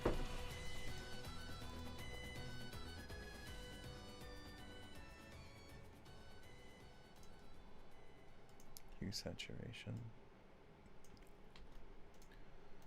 Let's darken this a little bit. White culture is disappearing. Phoenica ass lemonade.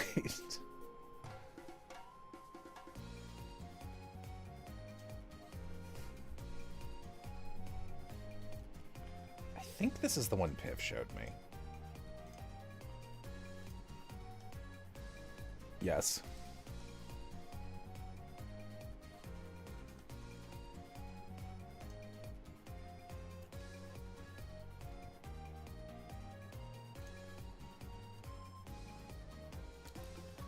Does that look better?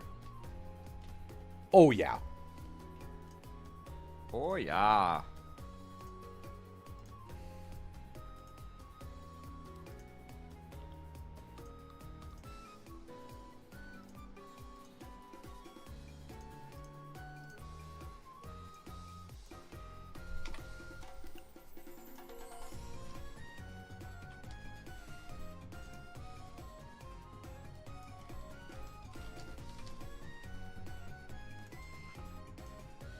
I like hanging out with Piff. He's nice. And I'm not nice?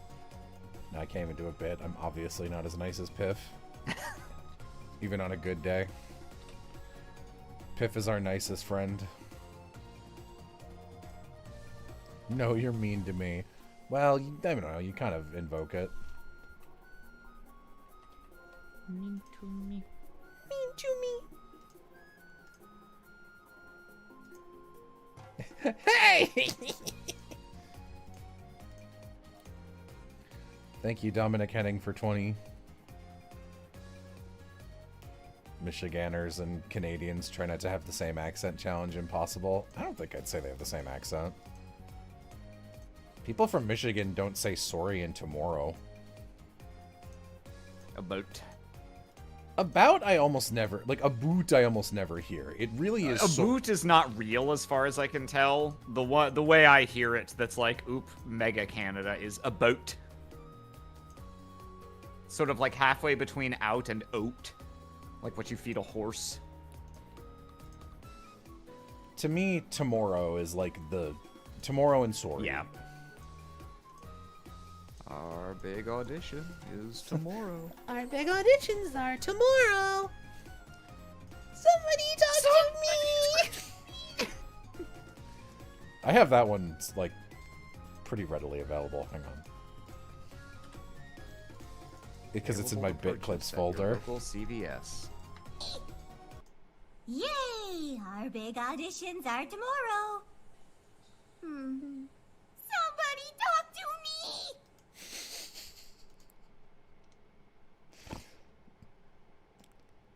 Talk to me. Hmm. Somebody talk to me. Now, what is that? It's a line read from Oz and Kageki Shoujo, which is a good Kageki show. Joe, if that's your name. Joe, if that is your real name. I think you're a fucking liar, Joe. Wow. Two of the same. What the same? Incredible. Kageki Shoujo is good. I hope I remember. I have it written down in my notes, but sometimes I don't consult them in the moment, and I forget stuff from them. My session of my game tomorrow, tomorrow, as it were, I fully intend to. There's Kill them all. Not very long on screen in my intention anyway. NPC who will be appearing for the first time. Who I've hard committed in my mind is going to be Tim Curry. Yes. Beginning of the end. Beginning of the end. I was going a little Because Matt it's- Berry there, really. Yeah. Going. Oh yeah, it works too.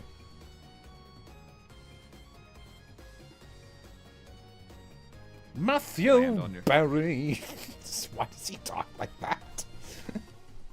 Matthew Barry. You really are the most devious bastard in New York City. Sit-I. Nando, I've been double-crossed by the devil.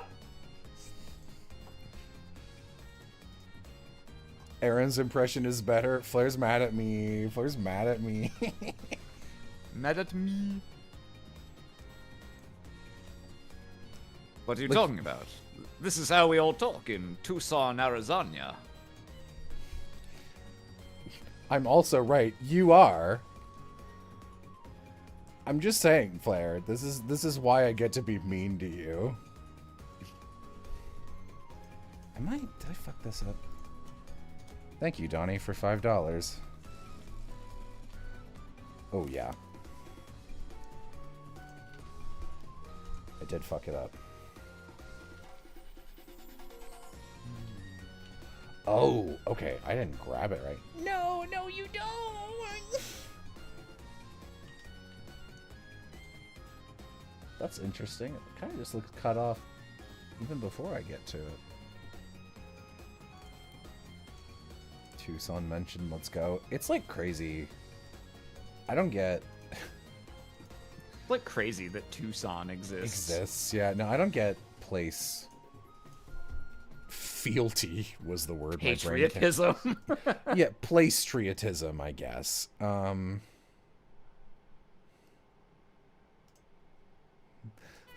Jello even reads my messages mean. He makes me sound 1 inch tall, made of slime with bifocals. Well, that's because a solid third of the time when you enter the call for the first time, there's like a 2/3 chance you'll be like, Captain, here's my status of what I was doing. It'll just be like, you know, an average normal thing. But then like 1/3 of the time you'll come in and be like, someone like this person thinks you smell or some shit. Or like Vixen said this. Like you're the little kid from Recess. The Randall or whatever his name is. You come in and rat people out. That's why I give you that voice. You're the kid from Monsters Inc., like Randall or whatever his name is. Damn. Cuttable lemonade. I don't.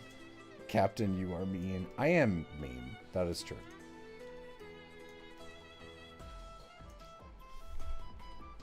So out of curiosity, have you kind of just decided to nowadays stream with face cam as a matter of course? I do it if I think the visuals are going to be boring. Okay, that makes sense.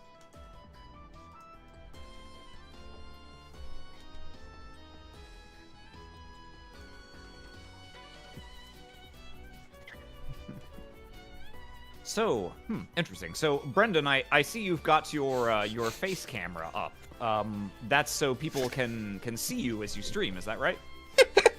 Aram, I love that, like, you go through cycles whenever we point out something you do. You are immediately so, like, I do that, but I hate that you've pointed it out. And then for about the next 5 times we point it out, you will go, like, yeah, I'm getting, like, I'm trying to play it off, but I'm actually getting a little more upset each time. And then you'll hit a peak where, like, on time 6 through 8, you'll be like, okay, ugh. And then, I don't know, reflexively afterwards, you'll be like, I've accepted this forever and am now on board with this because actually it's pretty funny.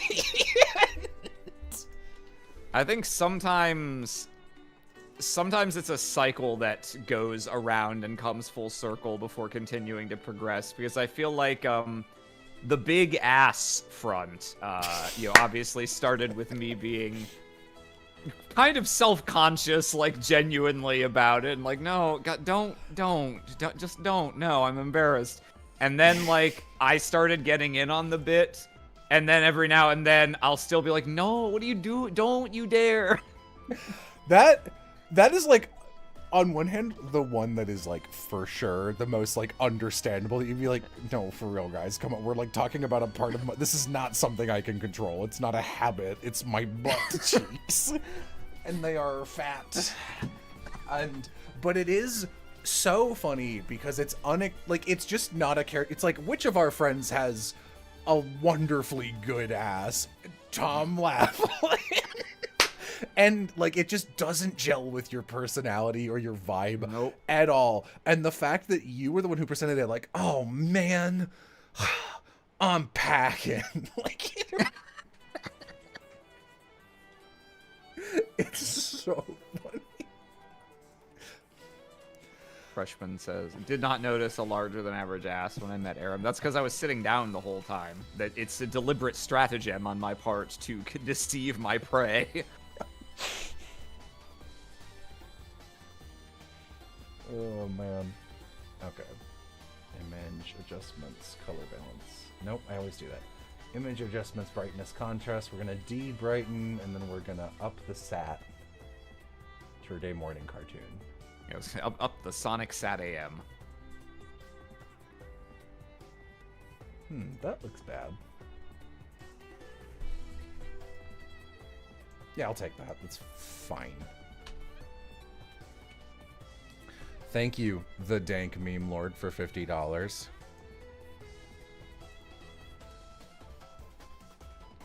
Yeah, like, I don't have this image at the ready, and even if I did, I wouldn't share it. But I don't remember what it was. You were, like, what were you doing when you noticed it? Were you, like, trying on a new pair of pants, and you were like, oh, man. No, it was you asked us to take photos to send to the guy who was going to do the 3D models for the Pokemon Coliseum thing.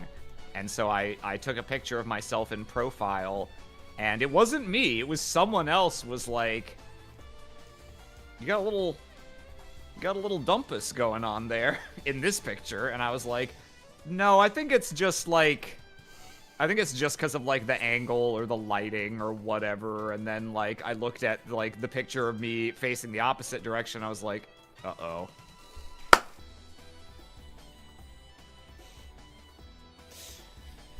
It's so funny, though. I'm very glad, like, I'm especially glad you've also, like, looped back around on the fucking, like, doing a bit about myself here. Yeah, Aram doing profiles like this.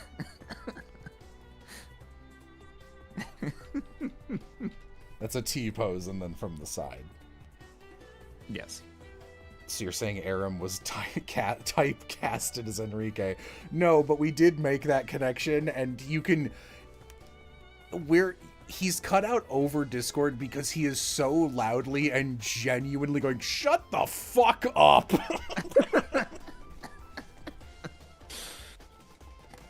Have you not met Aram? I've met Aram more than anyone besides Lenti and now obviously Yam.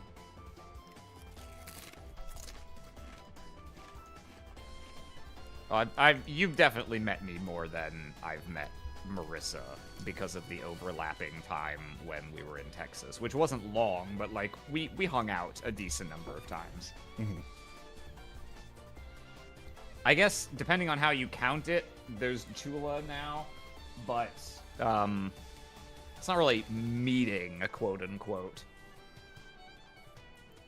I was talking about myself. Like, I have met. Oh, you have met me more than you have met any other person. I see. Yes. I see. Yeah. Yes. The 2. Limeade. Yeah. Go. Yeah. It's the... What's wrong with that?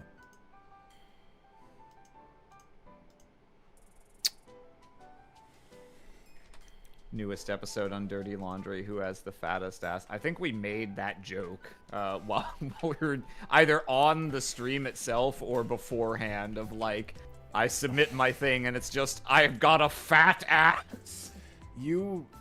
There's some reference to you having a dumpy in there that was just, it was the who fell down a manhole cartoon style, and you were like, it couldn't be me. So it couldn't have been me, because I would have gone, It's really funny. How tall is Aram compared to Jello's 6'5"? I'm 5'8". So Jello is much taller than me. Par for the course for me. Limeade. Not the tallest person I've known. It's a little There was stinkier. a guy This is lime. on the gummy. Outlook developer team. That's my favorite one back so when far. I started at Let's try Microsoft, who I think was probably 6'7", maybe even Cherry. 6'8". And he also looked even taller because he was also like a thin body type, so he was very like rake coated, broom shaped.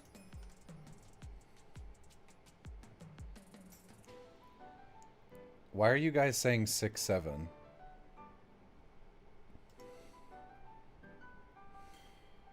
Like, I know the thing, but like... Oh, is there a do the youth have a meme with that now? Yeah, it's just the word 6'7". It has... And... it's like quickly morphed past anything, so it's just this dumb, meaningless thing that people say it. Oh, Funny. it's one of those just like, we say this and find it inherently funny.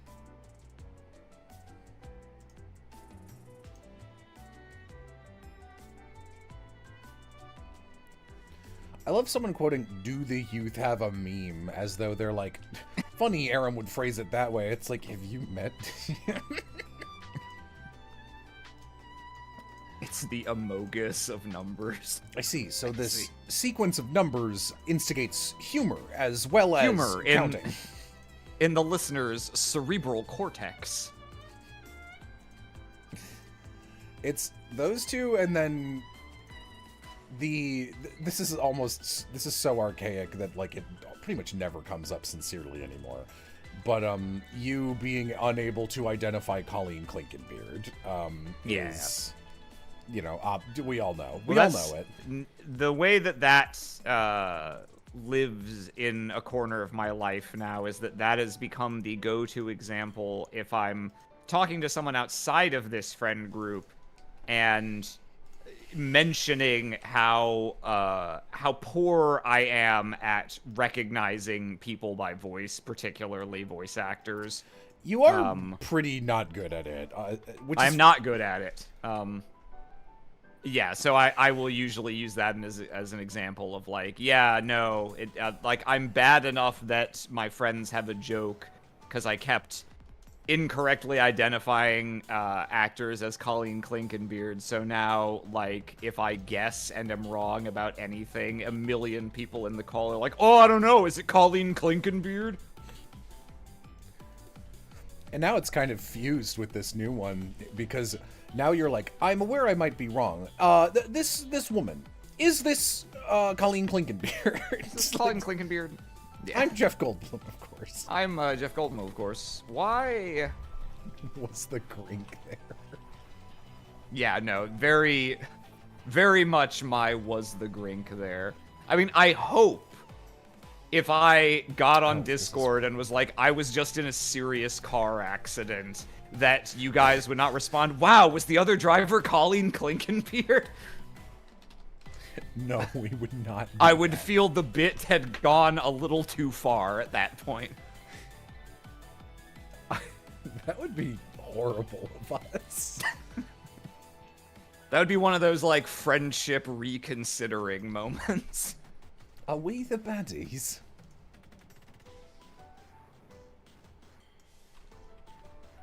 This is such a lazy way to do this. It kind of works. Don't tell anybody. Keep it a secret. Keep it a secret. Keep it a safe. Quiet.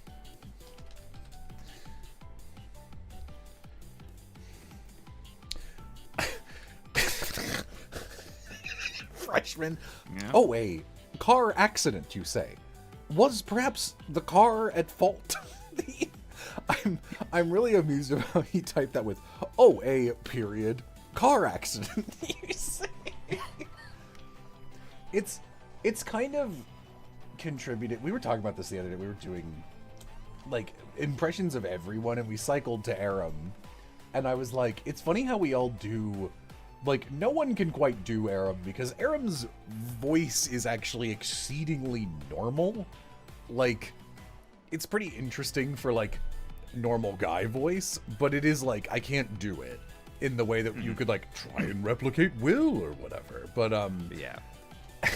and I was like, I love that all of us doing it, like, it's so straight-laced that you either need to add a bunch of random periods and get a little more articulate, but what ends up happening is everyone puts Aram in their nose, even though he doesn't sound like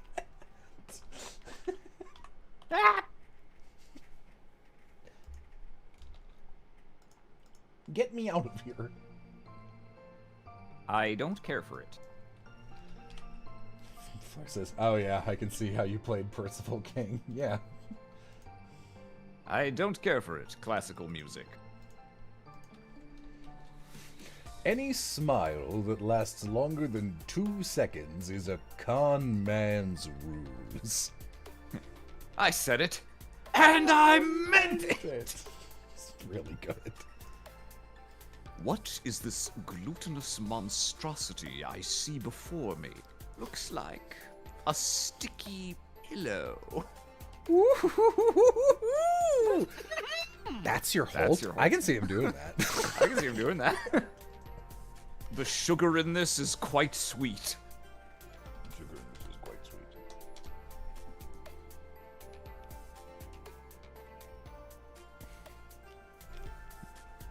What's going on in here? What are you all doing? Oh, Captain, we're just sitting around enjoying some marshmallows. You want one? Marshmallow.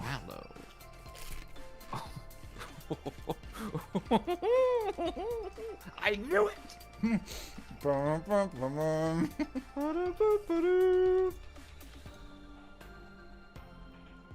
Aram, how can I become more like you? Study up on your vocab. Get one of those word-a-day calendars. Watch watch British comedy.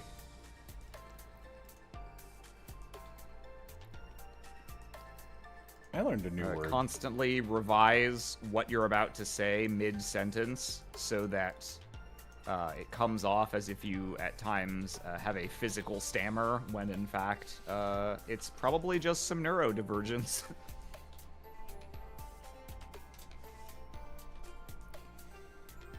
Read a thesaurus instead of doom scrolling.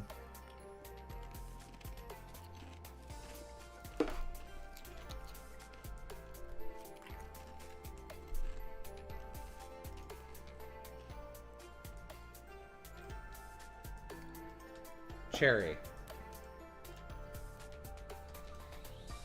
Let's try peach, another flavor I don't like.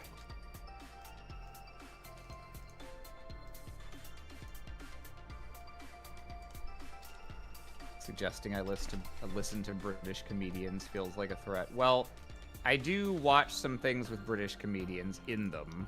Most recently Taskmaster, but I don't listen to or watch like stand-up sets or comedians just being comedians 99% of the time.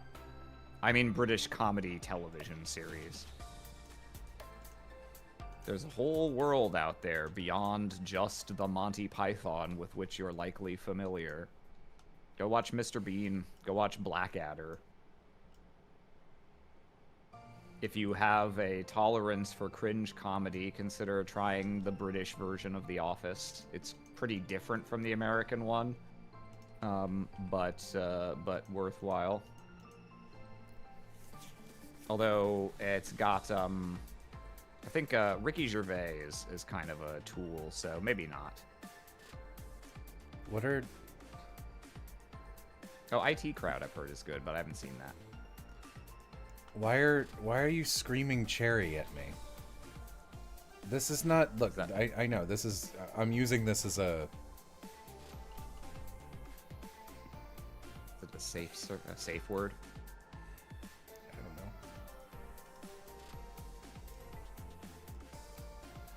don't know. Ew.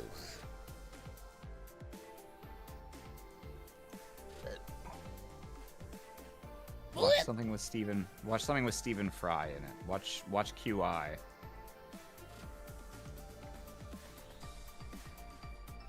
But yeah, no, Rowan Atkinson is a genius comedian. You should watch both Mr. Bean and Blackadder. Frankly, you should watch them both just to see what an impressively versatile comedian he is, because Mr. Bean has almost no spoken dialogue, least of all from him. Like, entirely situational, physical comedy. And then Blackadder is very wordy. And he's great in both of them. You skip the first series of Blackadder, but 2, 3, and 4 are great. Blackadder is so gas is a wild sentence to say. It's a crazy sentence. That's like saying, yo, the Odyssey is on fleek. Like, it's...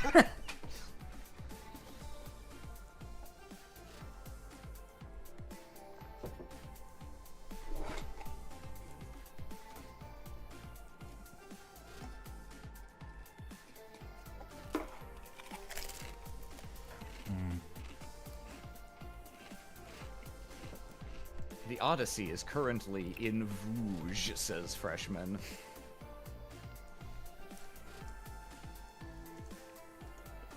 Bro, Blackadder is so Kino. Just saying shit Aloha says. Canterbury Tales rips for real, for real.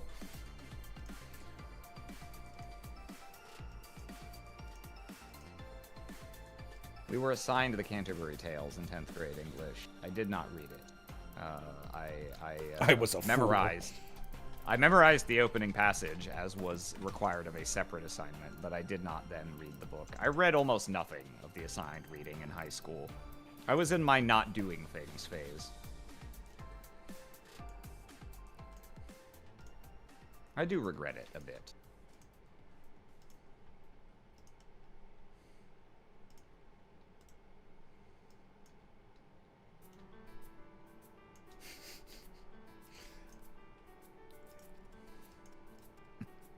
Man. That's rough. Man, even the whitest part of White Pharaoh. The whitest part of White Pharaoh kind of matches her hair. Yeah. She's so white. So white.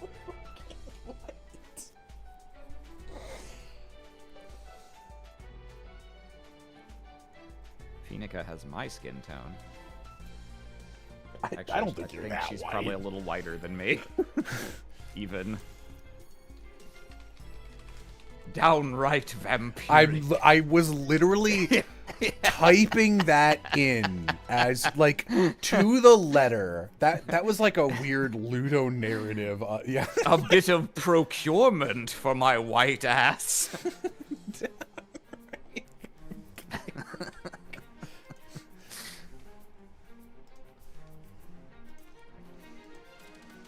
My liege, might I consider resting and playing Simulations of the Fourth?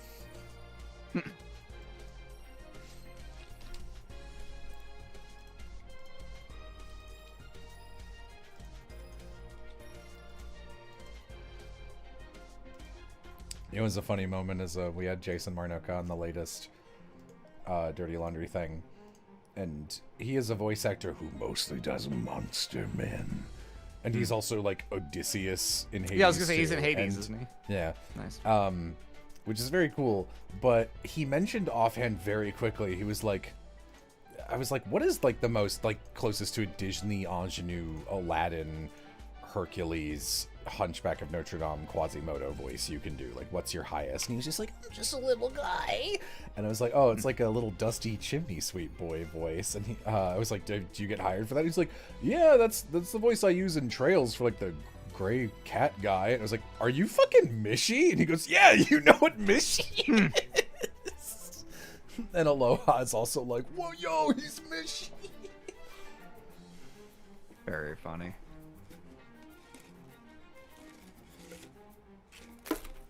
Highly dubious.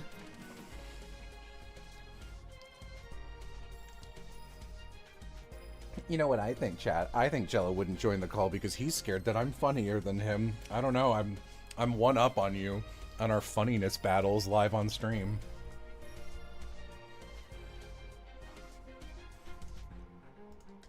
He's just a sweet little peach. One so far.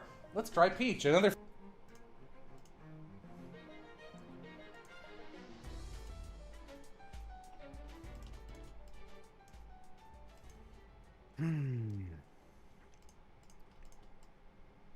Sad that I Try Peach. Another flavor. wasn't yet in the right place at the right time to try and audition for the Sky remake.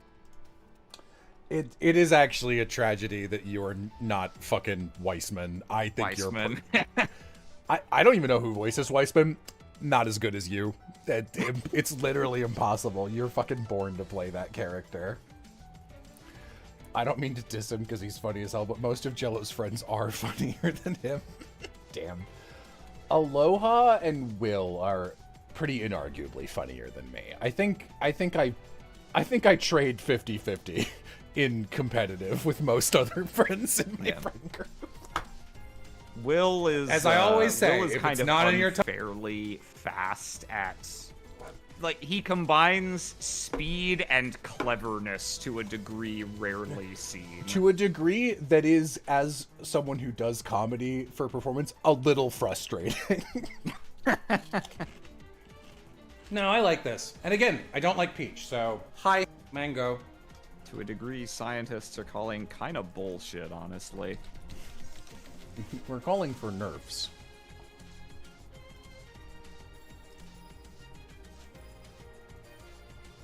Jello comedically to me is more of a team player. He enhances the comedy of whatever group he's in. I appreciate that. That's a nice thing to hear.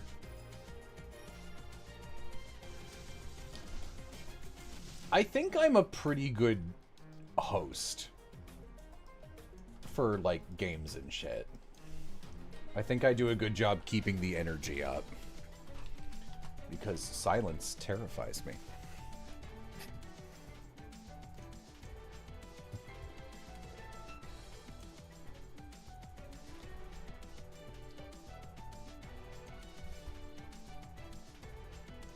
We need a Jello friend group funny tier list. Like a fucking fighting game. Will, I think it would be less of like a straight tier list, except for Will, who's S tier. It would be more like roles. Like how Piff and Glass, or whatever the comedy equivalent of a sniper is. They're like Zach Oyama.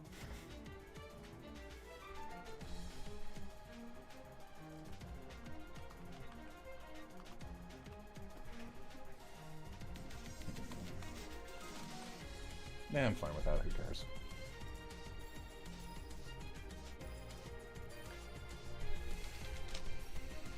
Hey gang, if you know someone who's trying to make a mango lemonade, tell them to fucking cut it out. Stop that. Get Stop some it. help.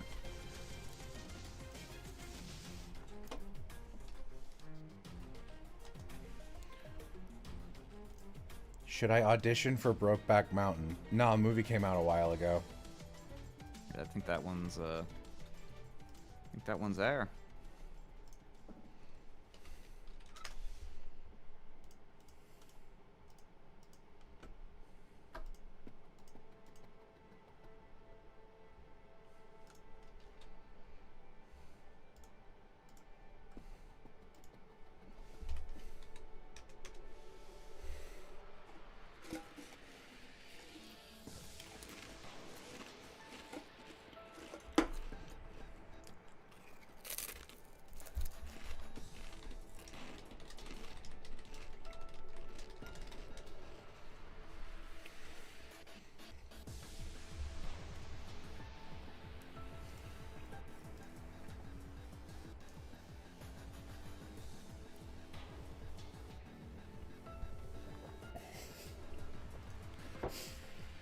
Someone responding with Flair trying to make Chip Eaton a running joke with just, why is Flair doing that? It's so funny.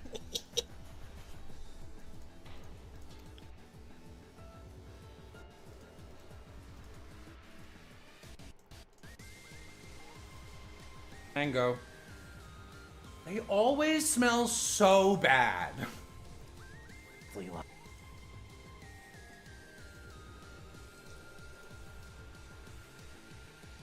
At least I had something to say about it. Come on, coconut.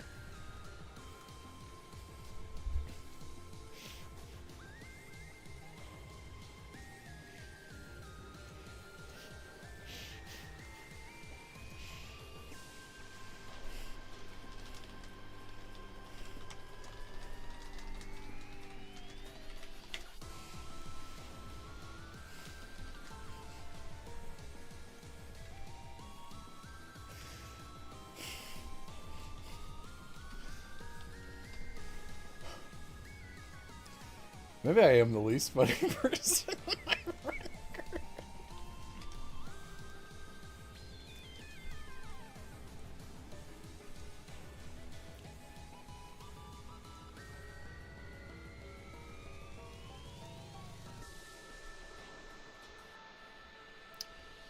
This one is a little harder to find a photograph of.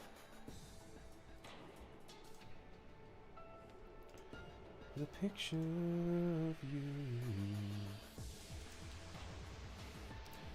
Falling in love with a photograph, but a photograph can't give me what I need.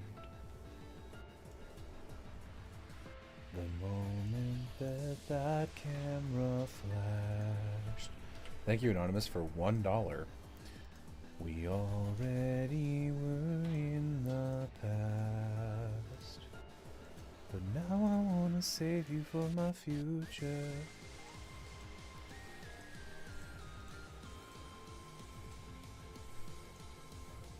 Do any of you guys drive an electric car or a hybrid? And if so, do you have any opinions? I need to buy one. I've been carless for a couple months now.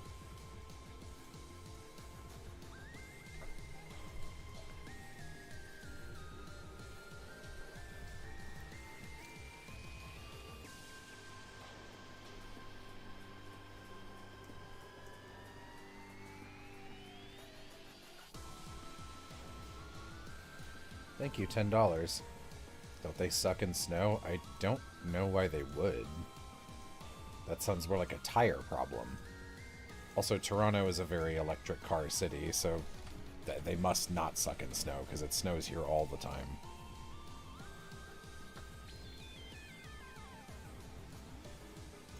Why am I erasing stuff? Because this is too white. The grabber won't be able to grab it. The grabber.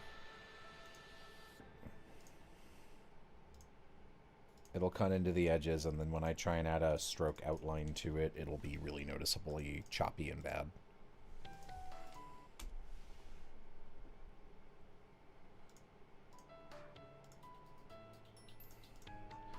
You went back and re-erased the same thing? Because I had grabbed... I fucked up the line, because the anchor cyan line was here. Then it cut into it a little, so I was using the tool to remove the part I messed up.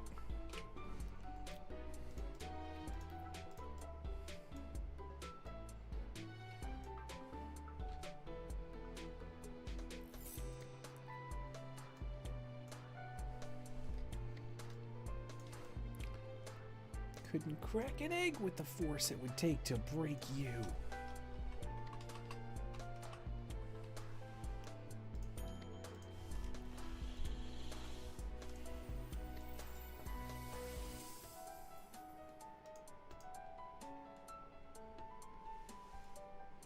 Have any interesting facts, Jello? No. Nah. It's not really what I'm about.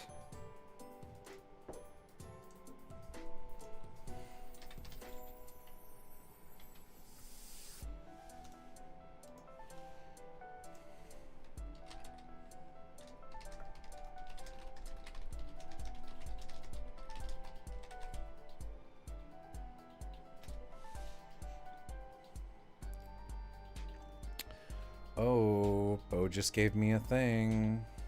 Ooh. It's prion disease. Wow. Cool.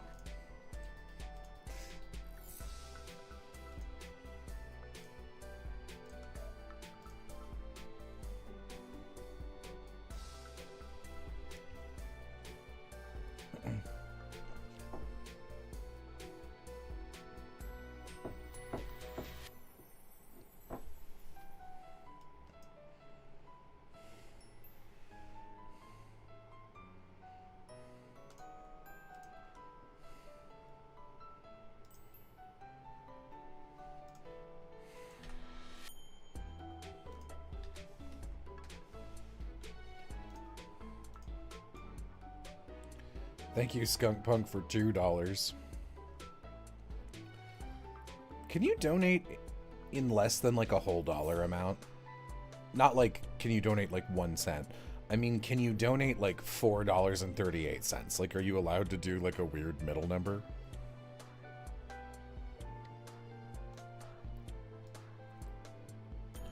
Okay, that looks gross. Yes, okay.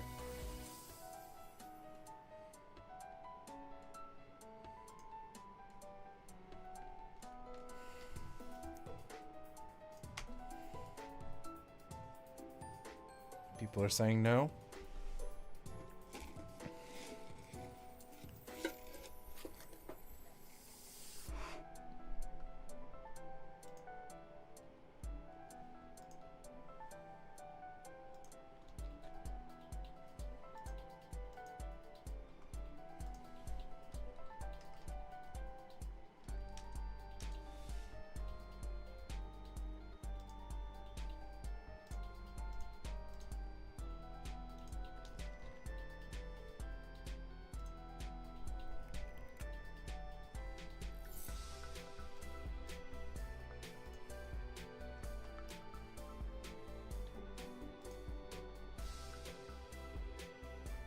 Whoa, $115. Thank you.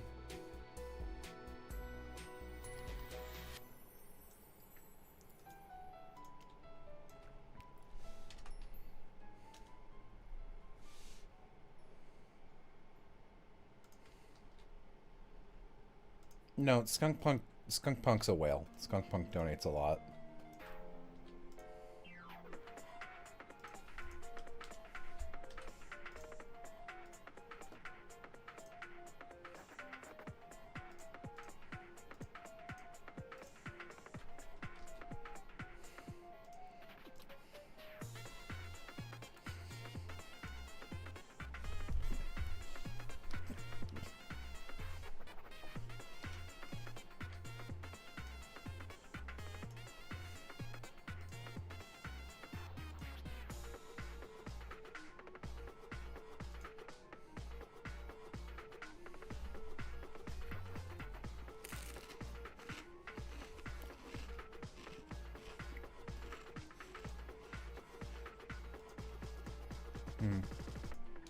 I had something to say about it. Come on, coconut.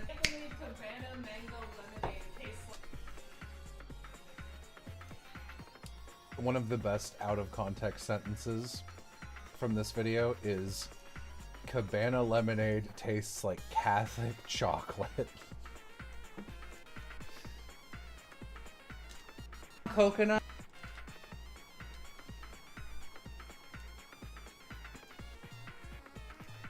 Down the rest of the maple syrup. 3 mustards.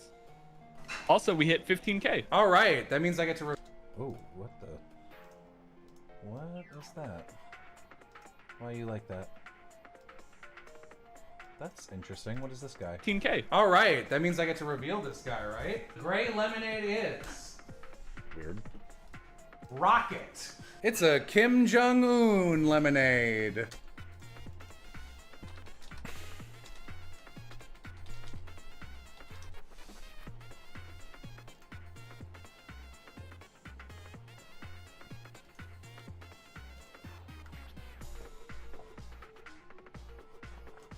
Can I get a better photo than this?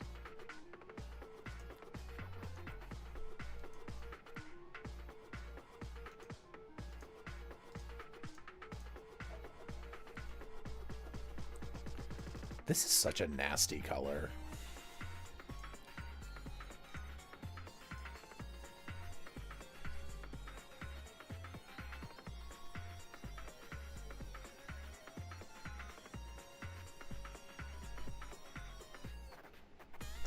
No, I think that's going to be the best photo. Thank you, Freudian Slick, for $35.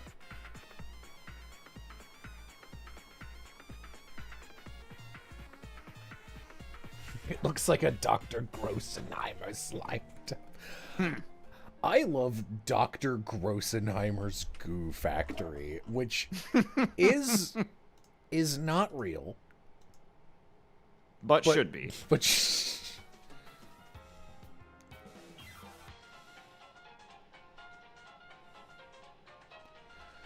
did I know that Kim Jong-un's grandpa kidnapped a director and made him make a Godzilla movie? Then when he escaped, he made all of the Surf Ninjas movies? No, I didn't know that.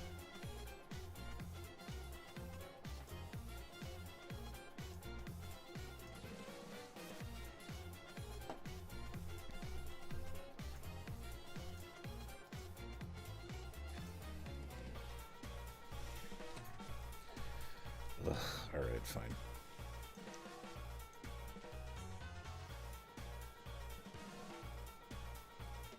I fucked up.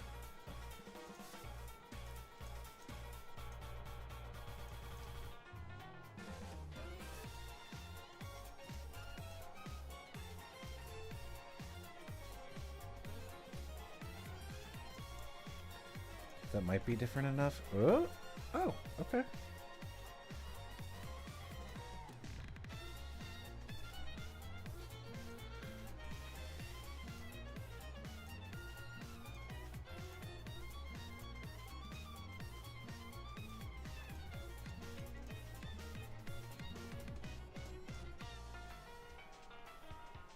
Shit.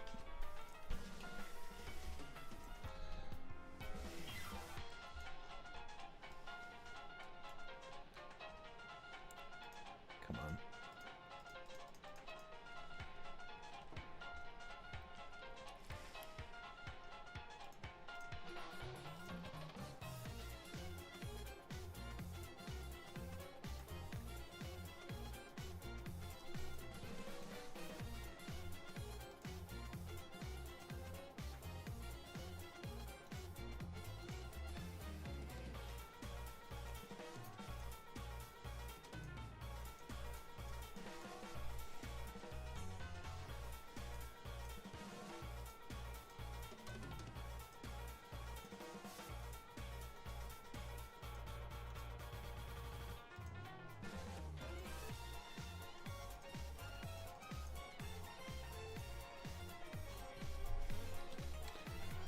Took a little while.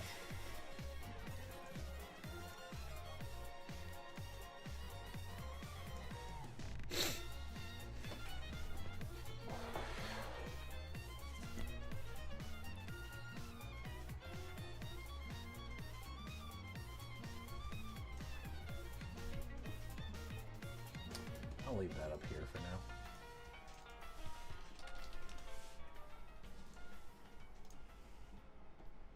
Okay. Next. Whoa, that's a lot of messages.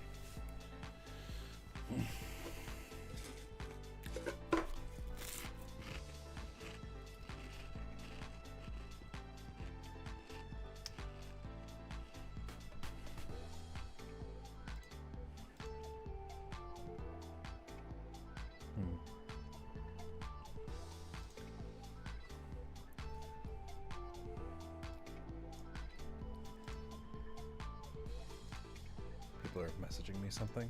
Hold on. Forward it to How Bo. dare they?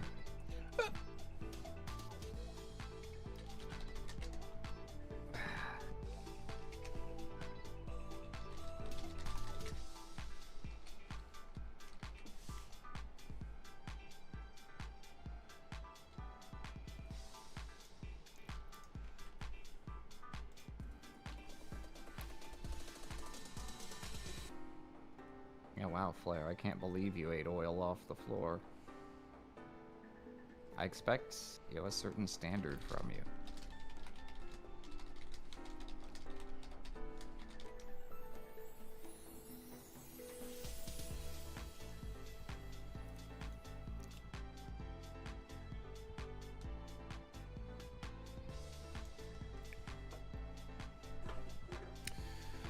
That wasn't Flair? Not according to my sources.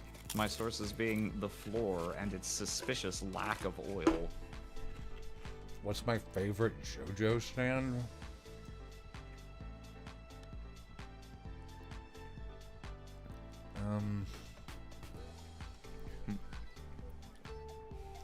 I'm trying to think if there's one that I think is involved in at least 2 good fights.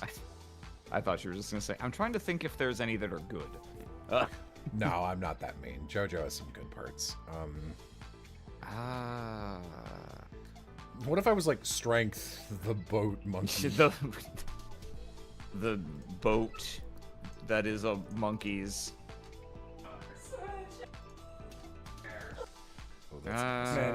Or you're just like Tower of Grey, the mosquito. Next up, we that have kills Lemmy's. people. We've seen Lemmy's before. On the first and plasticky aftertaste is not awesome. Blue Island.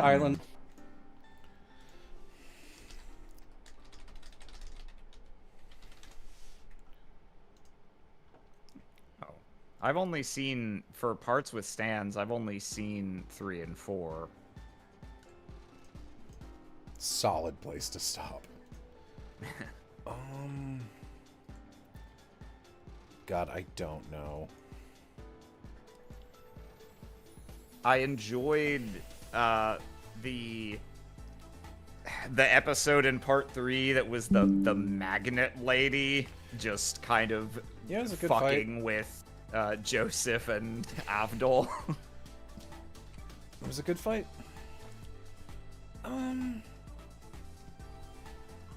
Crazy Diamond's pretty good. Killer Queen's pretty good. You know, Killer what I Queen like? is neat. It's just kind of a shame. It's like 3 completely different, unrelated stands that are very loosely connected by the theme of quote-unquote explosions, but really only aesthetically. I don't know what it's like Walk the Rainbow or something from part 7. That's a pretty cool stand.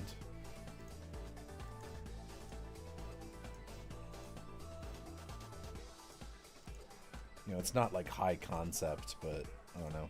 I liked it. Part 7 wins again. I think it's pretty funny how United States President is actually the best antagonist in JoJo. United States President.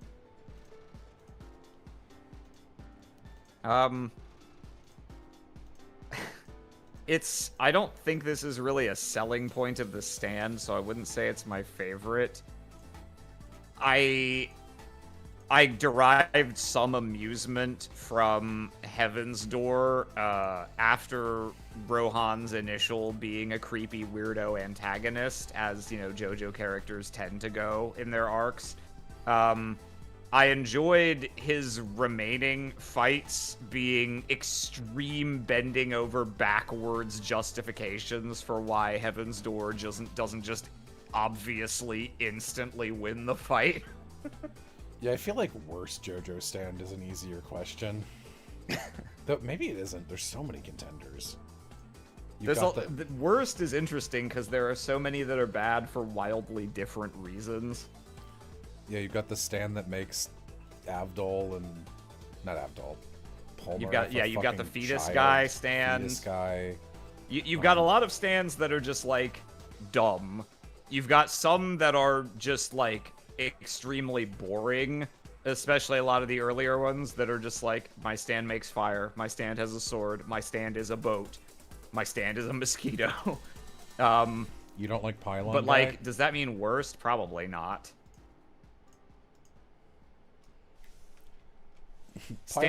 Pylon guy is probably, like, the worst fight in anything that I've read. I don't know. I don't know if I'd even call it the stand, per se.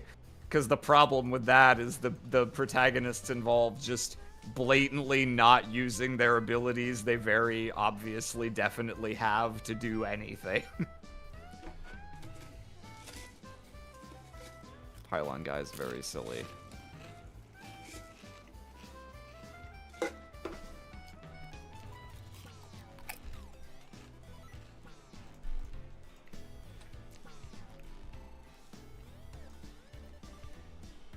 And sometimes it's hard to separate the stand from the user. Like, in a particular fight, is the problem the character, or is the problem the power they have if it's not making for an enjoyable fight?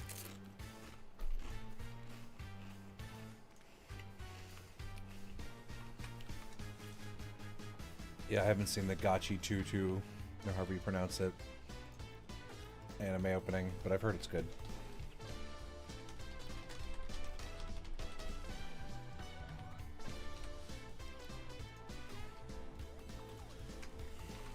Man, remember when, I was thinking of Part 3 stands again, and I was like, oh, I think I kind of like the Hanged Man. I don't really quite remember its power. I think it involved, like, shooting yourself as a beam of light between mirrors or some shit. Sure.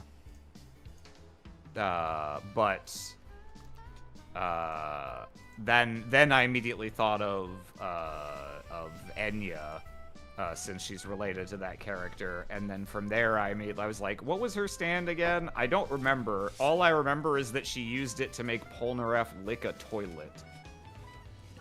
You don't need to use Or a someone stand to did. do that. He'll just do that every other episode anyway.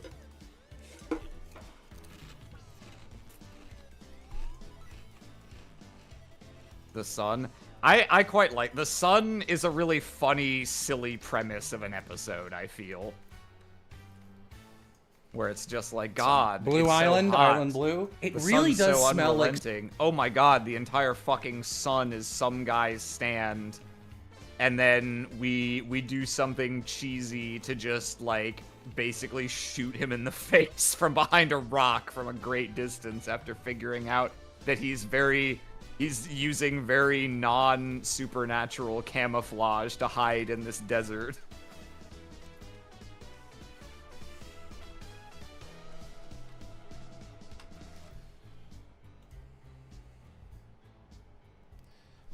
Yeah, I think I agree with Ralph that the best stands are situations or premises.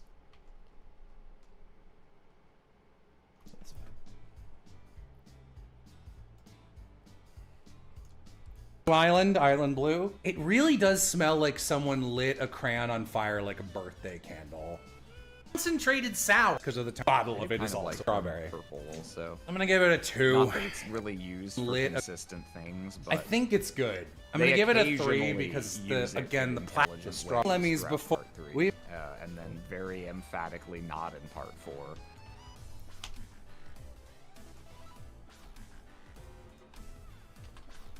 Somehow I fucked that up. But yeah, my favorite part of JoJo, I think, is still part 2. So I'm not really a big stands guy, period. Yeah.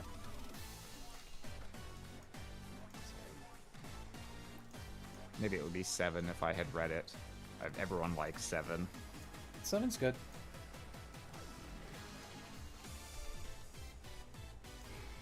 Seven and 2 are the ones that I think are, like, objectively good.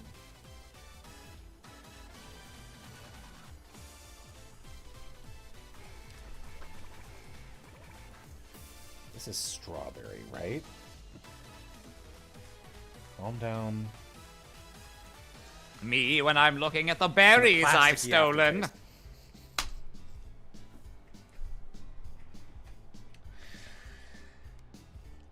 Was that a Purple Pie Man reference? You know it was. I was hanging out with my sister for the first time in a long time when we were out at my dad's house a month or two ago. And,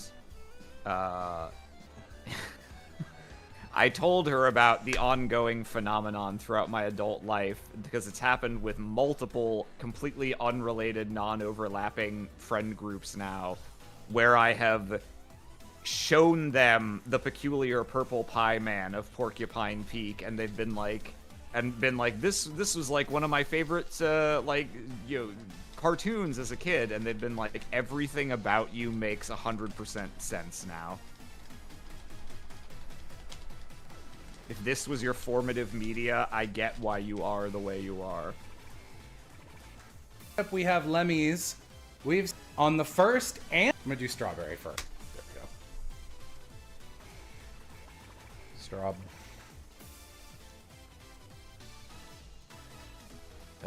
Teleport, Strob.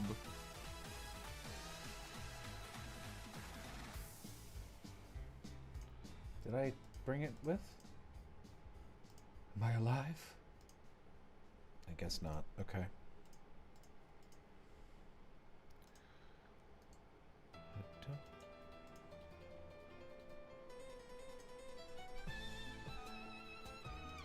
A lot going on in this soundtrack. Oh, might I be able to just grab? Me at the cotillion asking the fair maiden. You had your chance at the cotillion, you. That's what I'm saying.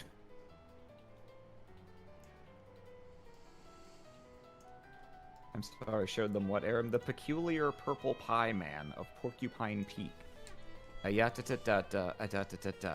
Keep up.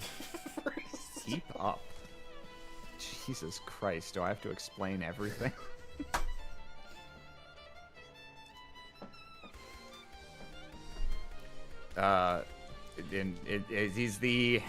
He is the antagonist, question mark, ish, at least some of the time, in the Strawberry Shortcake, I get probably 80s cartoon, I think specials. I don't think it was a full series. I think they made like 4 of them.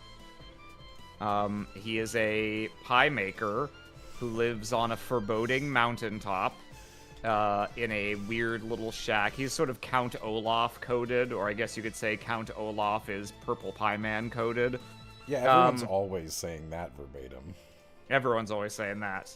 And he makes pies, and he needs berries for his pies, but he's like a Grinch-like figure, so he doesn't have any friends. None of the happy residents of, I don't know, Berry Valley or whatever the fuck it's called, like him, because he's an asshole. And so he sends his berry birds to steal berries to bake into his pies. And he does it sounding like this. He throws open his windows and goes, "Now, berry birds, steal berries. I need berries for my pies." I love this. And he has a little song and dance that he does. It goes, "I'm the peculiar purple pie man of Porcupine Peak. I love this concept because it really is like someone's like, well, we need an antagonist for our Strawberry Shortcake movie. Who would have beef with Strawberry Shortcake? Evil man who wants to bake them into pies. Why doesn't he use normal berries? Evil man, keep up. Evil man. On the first He and doesn't have a berry farm. He lives on a mountain. He doesn't Jello, have arable land to cultivate. Jello is kind of like the boyfriend sweaters of videos? What are you saying to me? Why What's does the Strawberry best Shortcake look? get a This pass bottle but of Purple it is Pie Man also doesn't in fine. this universe? Because Strawberry Shortcake is friendly and doesn't steal from people. She grows little- her own berries, I assume. yeah, still a little plastic I'm and not really up on Strawberry Shortcake lore, but I believe that is the case. Does this imply he's also a cannibal? What? No, The he best doesn't lemonade eat I've people. ever The had. people aren't berries. goopy hands, This is not an too plastic. anthropomorphized It's just berry concentrated too plastic. They're canon. The They're people all- are people. we were The given berries are Lemonicious berries. as this plastic. And the berry birds are birds. I miss their strawberry.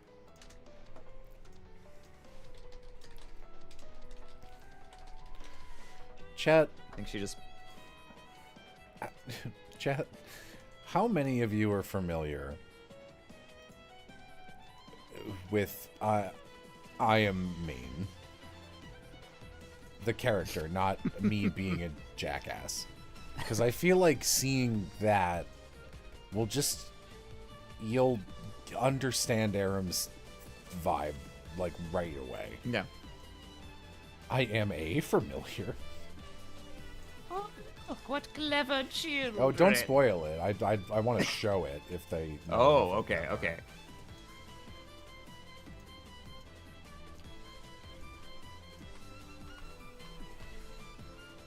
Ooh, I like that one. Oh, maybe no, I don't. Oh my god, that guy? Yeah, you know, from the neighborhood. The guy who lives down the street. I'm familiar I watch with YouTube Aram's. poops with him in it. That's how most people who know of I Am Mean are familiar with I Am Mean. Yeah, it's amazing. He was my favorite YouTube poop, like, I don't know what the word for this would be. Fad, I guess. Yeah. Back when, like, kind of everyone did the same YouTube poop subject for, like, 3 weeks, and then they would all move on to the next one instead of everyone going, it's Les Mis, that's what I'm doing. Like, okay. Nope, that's dirty laundry. Ignatius Mortimer Mean? That mean? Is that what it stands for? I Is don't that know. what it's? I don't know if that's what it stands for. Sounds believable enough. Okay. Aram, let me- what's your read on Dan Backslide? I haven't, like, I did not watch the Dover Boys thing back when everyone was, like, quoting it and talking about it on Tumblr. So I'm not a Dan Backslide expert, but his appearance, certainly, and the one thing I know of him of, you know, I hate those Dover Boys, sounds on brand, yes. Here, I'll just let's just show this to the class. Yeah. Oh, look, what clever children. See them study, watch them learn. How I hate those goody-goodies, how they make my stomach turn. I got a little secret that'll really make them cry. It's a nasty kind of magic from a special kind of guy. I do enjoy his dance. This book is made to order, but it isn't to be read. When they open up this book, they're sucked inside instead to the most unpleasant place they've ever seen. The magic labyrinth of I Am Mean. Very scary and confusing. Destination of my choosing. Magic labyrinth of I Am Mean. Hey, that's not fair. They didn't open it up. I've literally never noticed the children are here. Yeah, no, I literally had not noticed that before. I thought he was, like, looking in a crystal ball or something. But no, the kids are just right there, and he's singing at 50 decibels right next to them Yeah, from the beginning. The fact that he's doing this 8 feet from them, trying politely not to to read this book. What clever children. Just See like- them study, watch them learn. How I hate those I like the sequence where he's dancing, but it's like he's acutely aware of where the edges of the frame are and can't leave them for any reason. I love this move, the big leg. I think this is amazing. This sequence of moves is my favorite, I think. It's pretty fucking good. There's a lot of great faces on him if you freeze on individual frames Oh, all yeah. throughout this. I'd like Genuine props to the voice actors, since the CDI library and things that look like it are for real so bad. The way he hits certain chunks of the song are like actually really impressive. Like the destination of my choosing. Yeah, he's really going like it's like he just watched the Jafar villain song near the end of Aladdin. The like, say hello to your precious Prince Ali. It's like that energy, but it's just a little guy. Aaron, when are we gonna do a cover of that where you're Jafar and I pop in as Iago to go, or should we say Aladdin? I can do a really good Iago, but I can't do it right now. It's too late. Yeah. Hey man, I'm always up for it.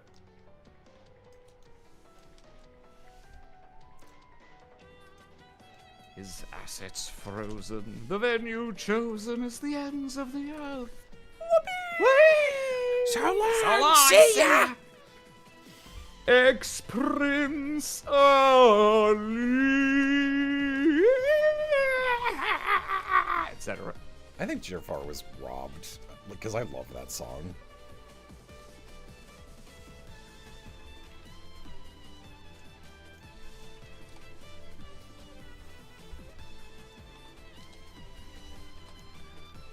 Jafar. Congratulations, bub, you've joined the club. And everybody here agrees we got the finest blend of nearly honest men. Welcome to the 40 Thieves. We were talking about that movie briefly on the Magic the Gathering stream yesterday, and Mo mentioned that at some point in unspecified, but I guess her childhood, that she was with her dad for like the weekend, and that her dad was like was like kind of an absentee father and was like, hey, I got a movie for us to watch, and it was fucking Aladdin and the 40 Thieves.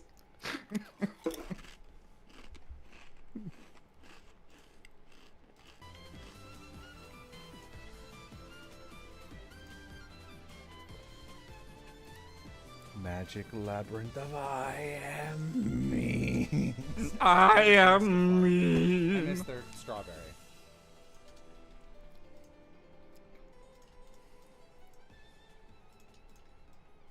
I've mostly only seen that song cut up and YouTube pooped.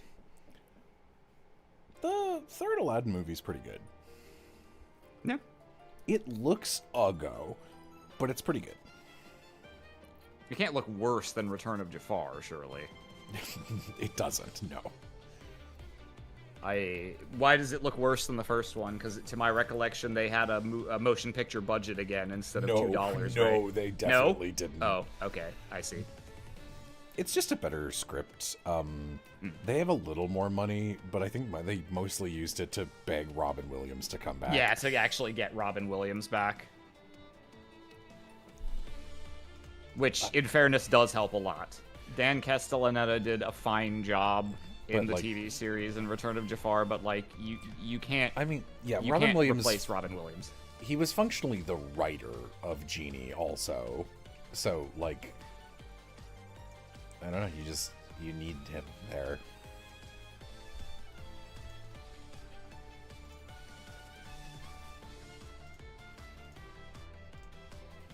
Some of these are giving Toho a little bit.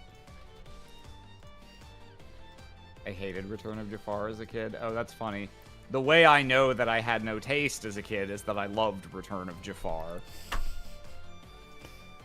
It's certainly the worst of the three Aladdin movies, but it's still better than most Disney sequels from that era. That's probably fair. Strawberry.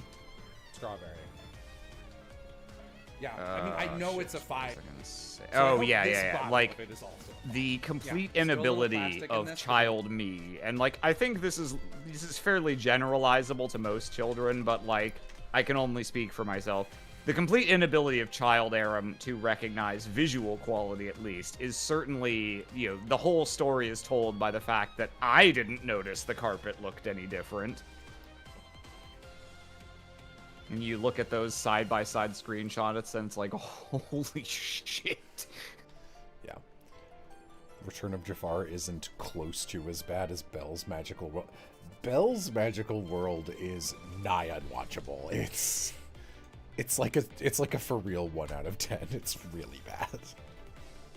Wasn't there a backstory with Robin Williams not wanting any Genie merch or something? Yeah, to my understanding, it was a couple things. First of all, yeah, he said, hey, I'll do this bit. Don't merchandise the Genie. I don't want to have my performance used to sell toys to children. And then they just ignored that. And then also, I think he was working on Fern Gully at the same time and was like, also, don't preempt Fern Gully and fuck over their release. And then they did that also, to my recollection. I know the first one is true, and the second one sounds true also. Yep, Disney's bad and evil. Shocker.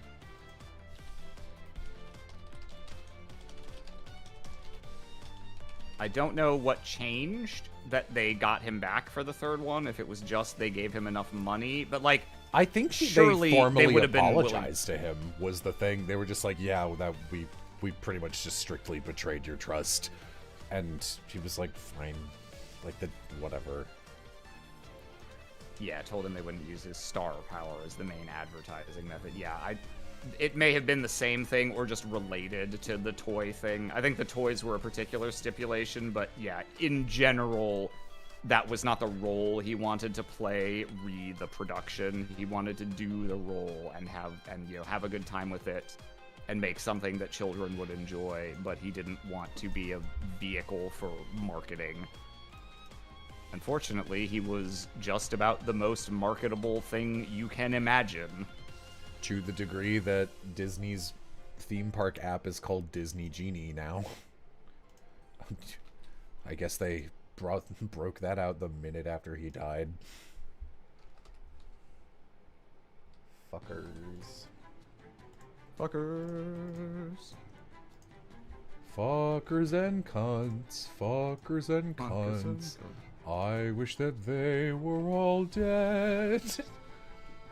They have a big ball of evil inside their dipshit heads.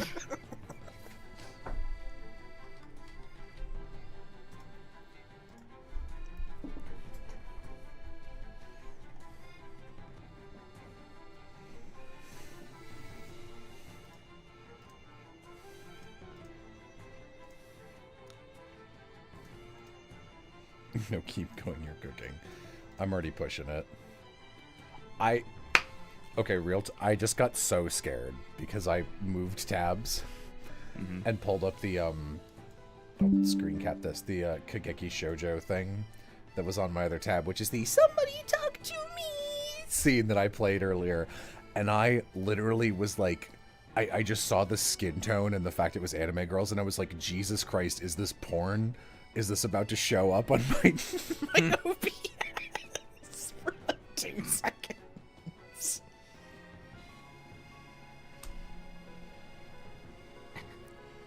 Someone in chat said Ohana means foster care, and I misread it as Obama means foster care. Obama means foster care. Now, let me be clear. Obama means foster care. Yeah, still a little plastic in this. Obama. Yeah, still a little plastic in this because of the Can you tiny do an bottle. Obama voice? Is that but- allowed? I don't know. Yeah. Maybe, Yeah, he's the maybe president. I shouldn't. Oh, I mean- sorry, I'm taking roles away from hardworking black Obamas. Like, come on. Still a little plastic in this because of the tiny bottle. The good one. Yeah. It I- really does just taste like I mean, drinking I'm sauce. not in. I don't get to say, but in my opinion, any potential like, is this kosher over the fact that he's black and I'm white? Like, he was president. He is a president. celebrity of a kind that it gets satirized, including, that comes complete with impressions by comedian. There's open season on politicians, I feel.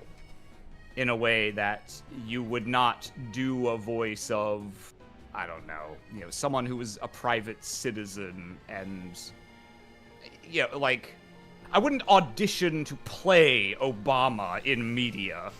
Yeah, that's not what we're doing. But, like, Obama.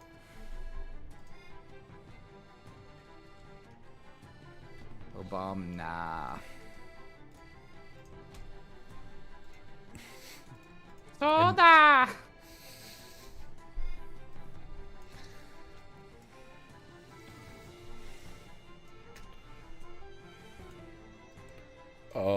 Konnichiwa.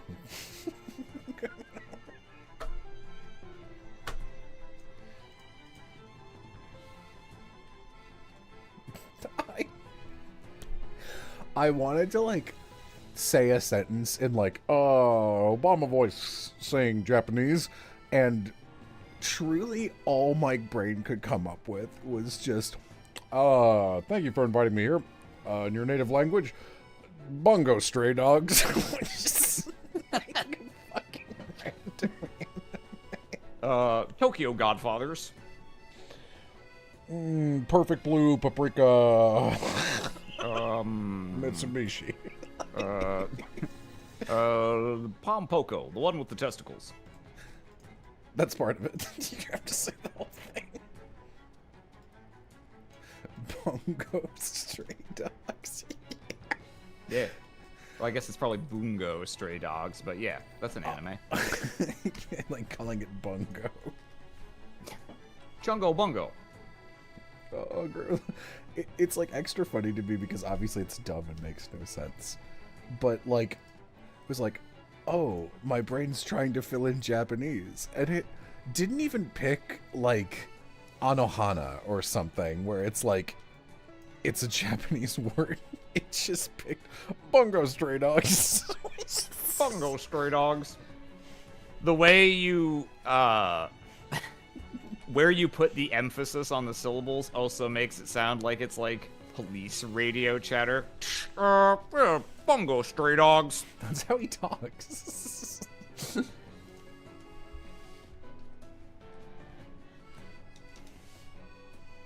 Obama-sama, fee fi fo fama. Me my mo mama. Me my momu. Me mo Me my momu. Me mo mo my. Please do the Obama beatbox. I don't know what that is. Who are you? Where's my family?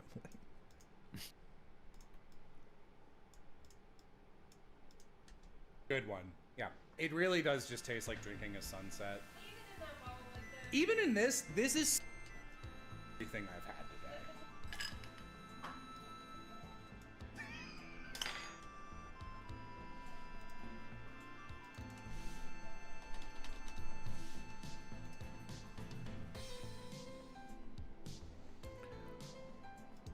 A lot of these songs sound like, wow, that's one of the highest quality images I've seen.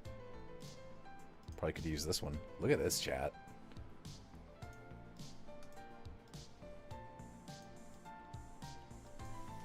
That's some image resolution. This one's pretty big too.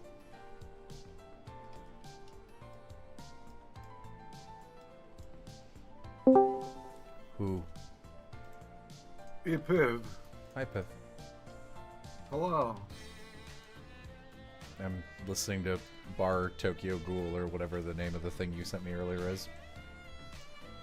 Bar Stella Abyss? That's pretty much what I said. Bar Claire Obscure, yeah. That's the one. After I beat Expedition 33, I went back to watch when you played it on stream, Jello, because I enjoy watching people play through, especially the first act of the game. And I thought it was really, really like, I enjoyed watching it, number one, but also I thought it was hysterically funny that you ended your last stream right before the end of Act 1. Oh, really? Yeah. Yeah. I'll get back You're to like it one day. in the stage. leading up to it. I assumed, I actually didn't realize that meant that was as much as you had played. I just assumed you played the rest of it off stream. No, this is why I lock into games and play them nonstop, because if I don't, then I fall off of them for like 3 years.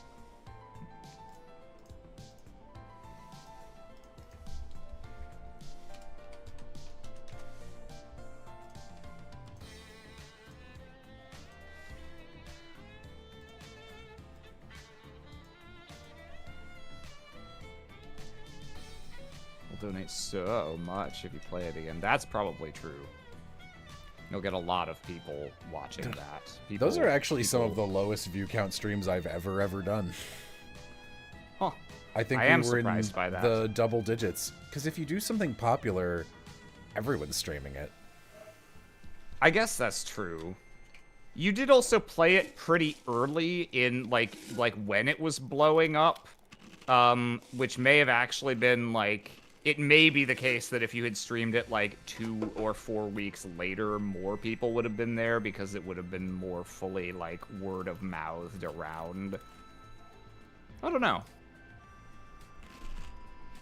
And freshman, I explicitly chose not to watch so I could play it first. There may have been an element of that as well. Expedition 33 is definitely one of the games that people want to be emotional vampires for and watch other people play to see their reactions to things for the first time, live vicariously through them. So, maybe it was people avoiding spoilers. Channel for years is more end of the then we'll do Danganronpa again. Pickle. If someone $1,000 guy, can we make 8? Okay. 5 waters, 7 garlic powder. Thanks, chat.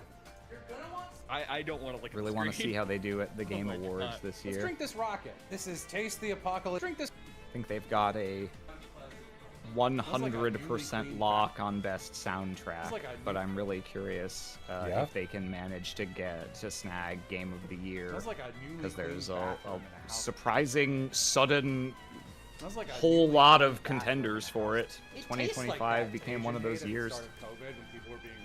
Too many games. Too many games.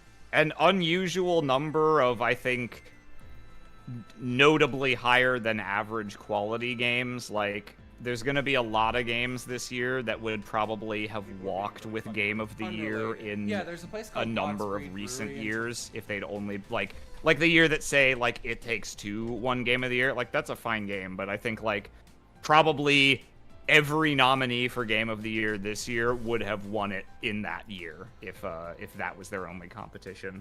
I mean, Piff loves that game. I hate it.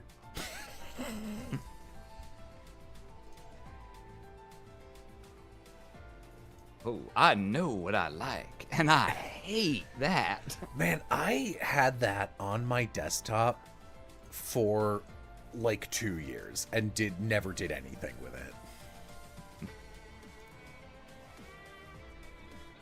I know what I like, and I hate that. I might Stranger in there. Go ahead. I might hang on. I might have that still somewhere. Give me a minute. Well, I hope Arc Raiders doesn't win, or ideally, I mean, I would hope it wouldn't even get nominated just because it uses a bunch of Gen AI. I know what I like. But I know that's not disqualifying in the general sense. It just means I hope it eats shit and dies. Yeah, I found it. Let me play this for chat real quick. It's about 10 seconds. Sorry, my windows are fucked. I know what I like, and I hate that. Here we go. I know what I like, and I hate that. Yay! Our big auditions are tomorrow. Somebody talk to me!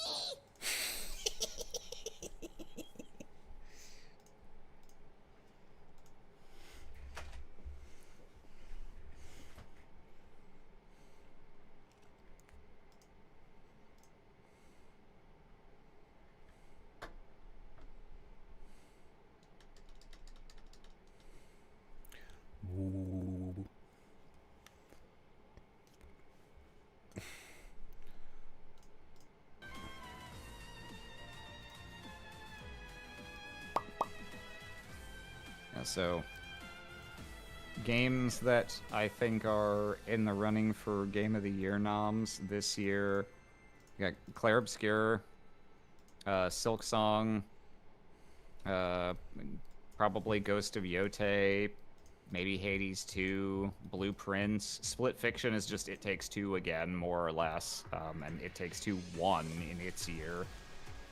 The new Monster Hunter, maybe. I don't know how good it actually is, but it is a pretty noteworthy release. And maybe even, making a late play for it. I don't think Game of the Year, but I could see Dispatch getting nominated for things. It is an interesting new spin on Telltale-like formula, and people seem to like it quite a bit.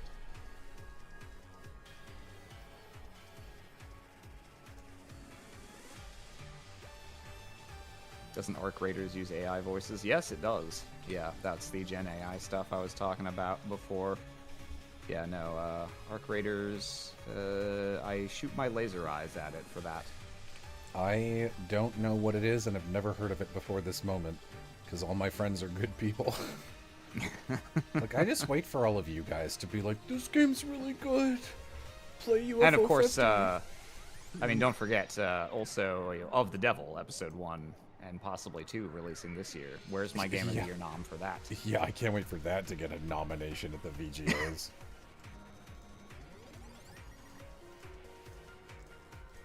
But yeah, it's been a big year for indies. Expedition 33 is double A, but it's undeniably indie. Silk Song and Hades 2 both came out this year in full release. Like, those would all be really high up there, I think, in almost any year.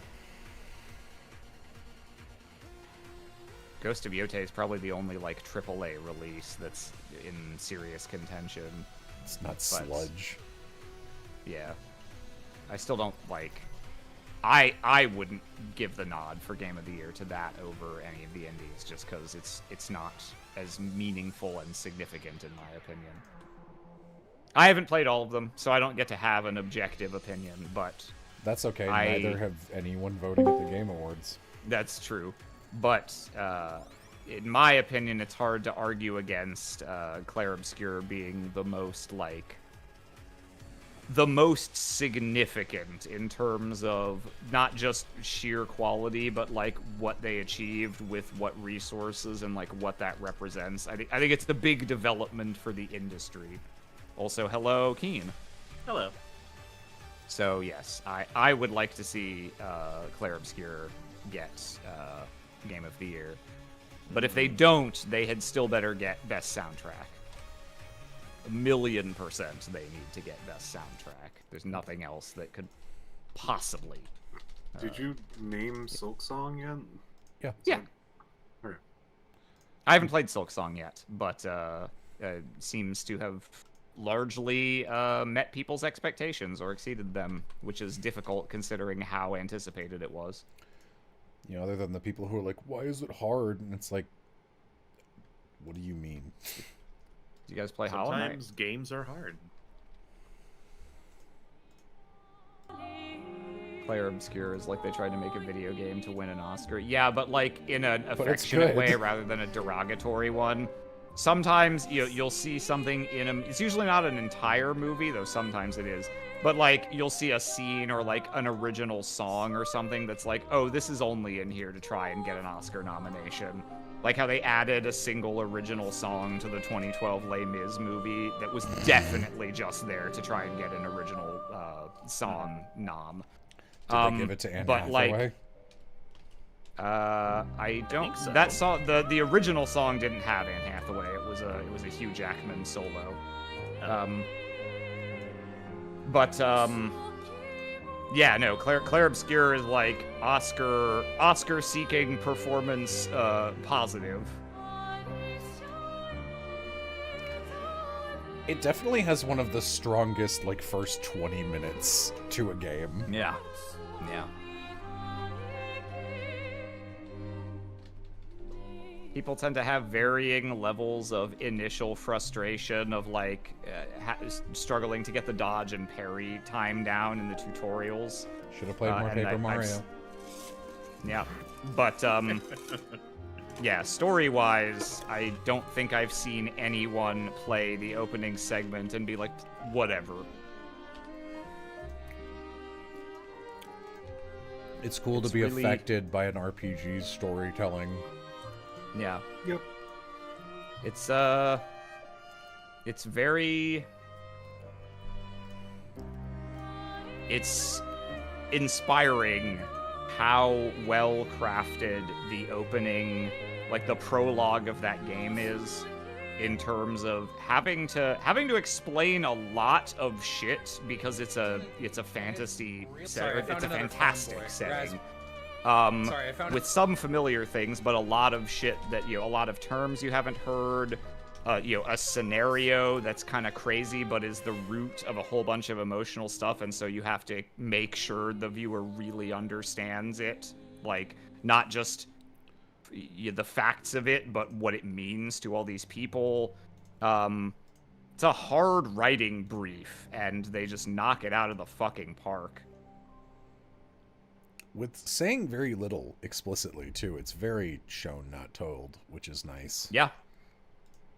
Yeah, there's a tiny number of, like, as you know, some blah kind of dialogue, but it's shockingly little of that, considering how much exposition they have to get out. How much exposition 33, if you will.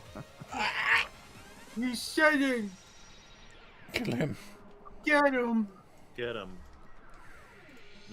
Maybe tomorrow. It's cold outside. I still need to play Baldur's Gate 3. I started it. I played it for like an hour, and I went, okay. And I put it down, and there are too many other good games that will not take 300 hours. Yeah, Baldur's Gate is a very large game that It's asks also- a lot of you if you want to finish it. It's not my favorite genre. I've never been one for the digitized tabletop. Yeah. Also, I mean, I don't know all the games you play, but I've never really heard you talk about and, get enthused over a Western RPG, like from What any about of the classic Skyrim? Western. How much That doesn't role playing occurs in Skyrim? I mean, you make your own fun there because you're a freak and are like, I'm doing money only. I'm a chef feeding a cabbage to the emperor. Like, you come up with ways to make that a role-playing game that the game in no way Skyrim- gives you any support toward. No, Skyrim is not a role-playing game at all. It is an RPG in so much as number go up. That's about it. Number go up. It's like the stocks. What a rip-roaring time. Number go up unless you're using magic. Hey, then number go down. Number go up if you Number use go magic. It's down. number of times you've died.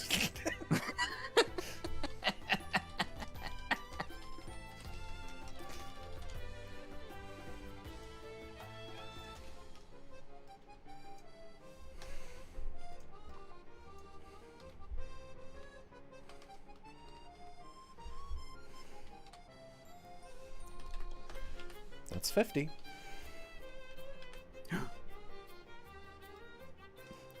$50, like the UFO? That's what I'm saying. One day I'll be the friend in this circle to, like, first play a game. I mean, that's possible. Just find something obscure none of us have heard of and then play that. Something clear obscure. No one's played that. The Trails in the Sky remake has an 88 on Metacritic. I need to play that too at some point. Maybe I'll wait for them to drop the SC remake also. I don't know. Yeah, if I'm not gonna play it, but I've hard sworn off Trails forever because it will just piss me off. But this one has a story that I know won't very much.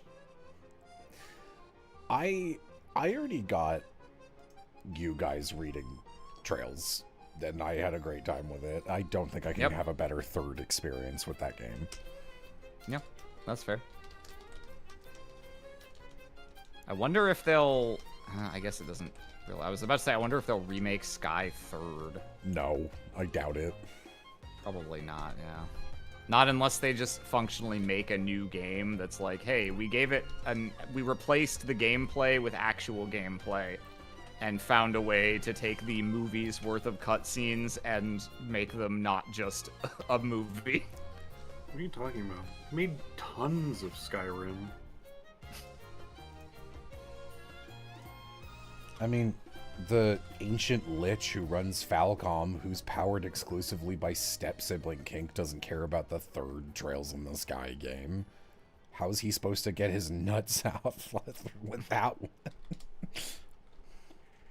Sheer How's he moxie. going to get his nuts? Unless there's a star door that's like star door 329 visual confirmation of Estelle and Joshua fucking while going, you are my sibling, you are my sibling, you are my sibling out loud over and over again. I probably sound crazy to people who don't know Trails. Yeah. By the way, Arm, you seem... Oh, go ahead. No, go ahead.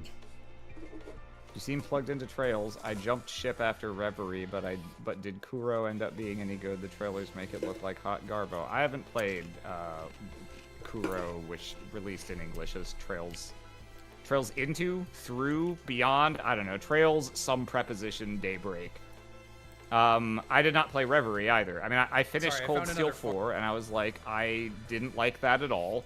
I mean, the gameplay was great, but you made me play 4 games, and this story I fucking hated.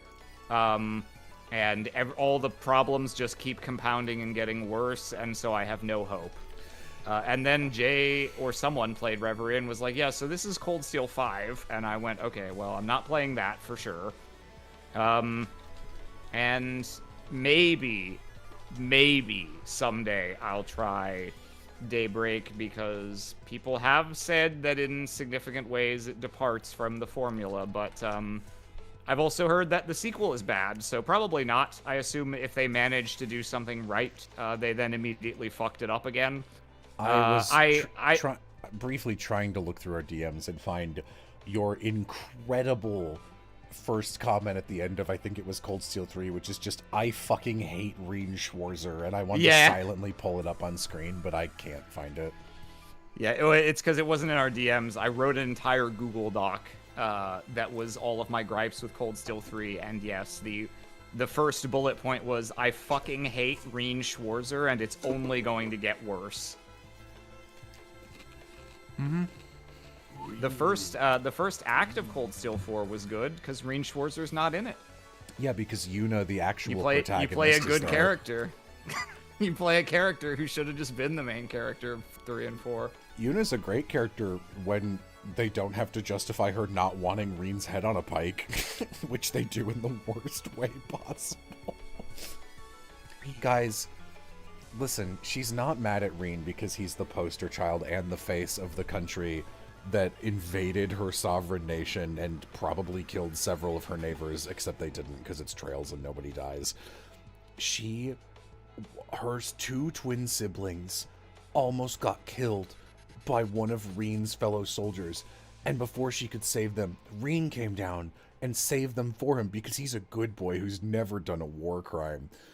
And so she's tsundere and in love with him now, and I was like, oh, I think you should actually get executed for writing this. Reen ... has permanently like fucked up aspects of my like creative mind, because when I write script for the VN, I'm like allergic to doing character says other character's name, like, and there's nothing inherently wrong with it. It is a thing people might say from time to time. You know, they Not want nearly to as commonly say something in English but, as in Japanese, but yeah. True, but like, it's not inherently bad, but like, I'm afraid This of lemonade is using from it at Summerhill all Market. because of the ludicrous lack of restraint on the part of the Trails writers and how that caused it to become a meme for us.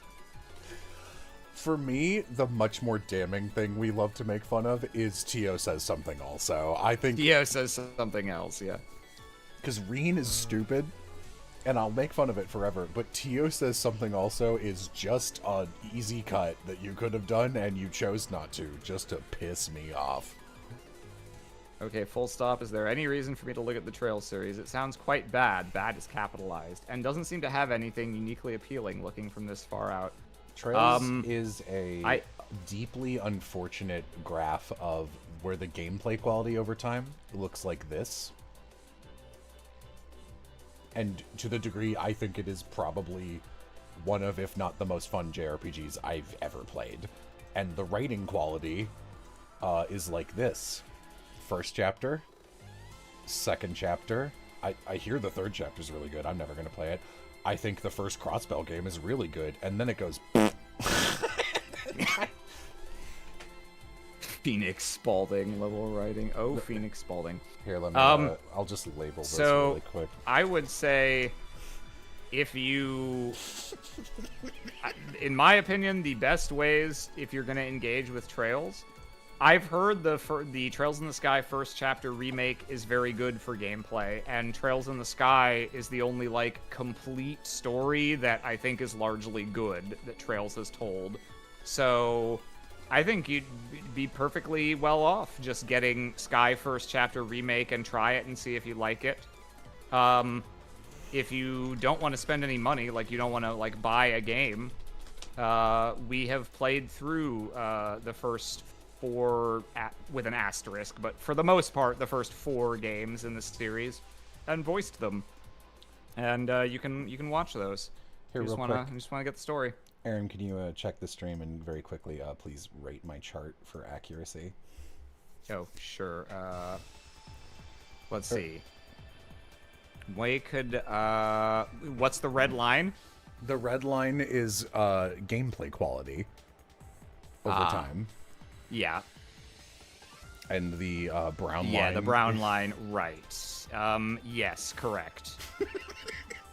We can even Correct. get married if we wanted. We can get married My- if we wanted. So, for what it's worth, my comedic over-hatred of Noel Seeker is, at least in part, a bit. My equal vitriol for everything about the Cold Steel games is not a bit and is actually unforgivable. I think the only thing that's in any way inaccurate about this is that I think Cold Steel has peaks and valleys, but like the peaks are not high and the valleys are quite deep. It's just not a flat line. You know what? Like, it's... I'm gonna grab that one clip. I know we watch it all the time, but really anyone who's never seen it should see it. Shame the writers have never heard of it. Which game is that? That's the first one, right? That's- Because that's where they Zero. get Kia. Yeah, it's Trails from Zero. Fully voiced. And let me. I'm sure it's It's it's it's not like on one after Cum Stream, I think. it's in Cum Stream. It's in Cum Stream. Cum Stream Okay. has everything. Cum Stream has that too. And of course, someone has timestamped it for us. Thank you. This really just encapsulates the entirety. So for real, the first 2 Trails games are very good from a story perspective. They're really clunky. Like, they haven't aged well mechanically at all, and some of their writing hasn't aged well in like a, ooh, what a freak, he's bisexual kind of way. But frankly, the character ages better than the game does. Let me set this up. Is there anywhere to watch Aaron play the Cold Steel games? No, none of us have streamed that except Jay has streamed about the first like third of Cold Steel 1.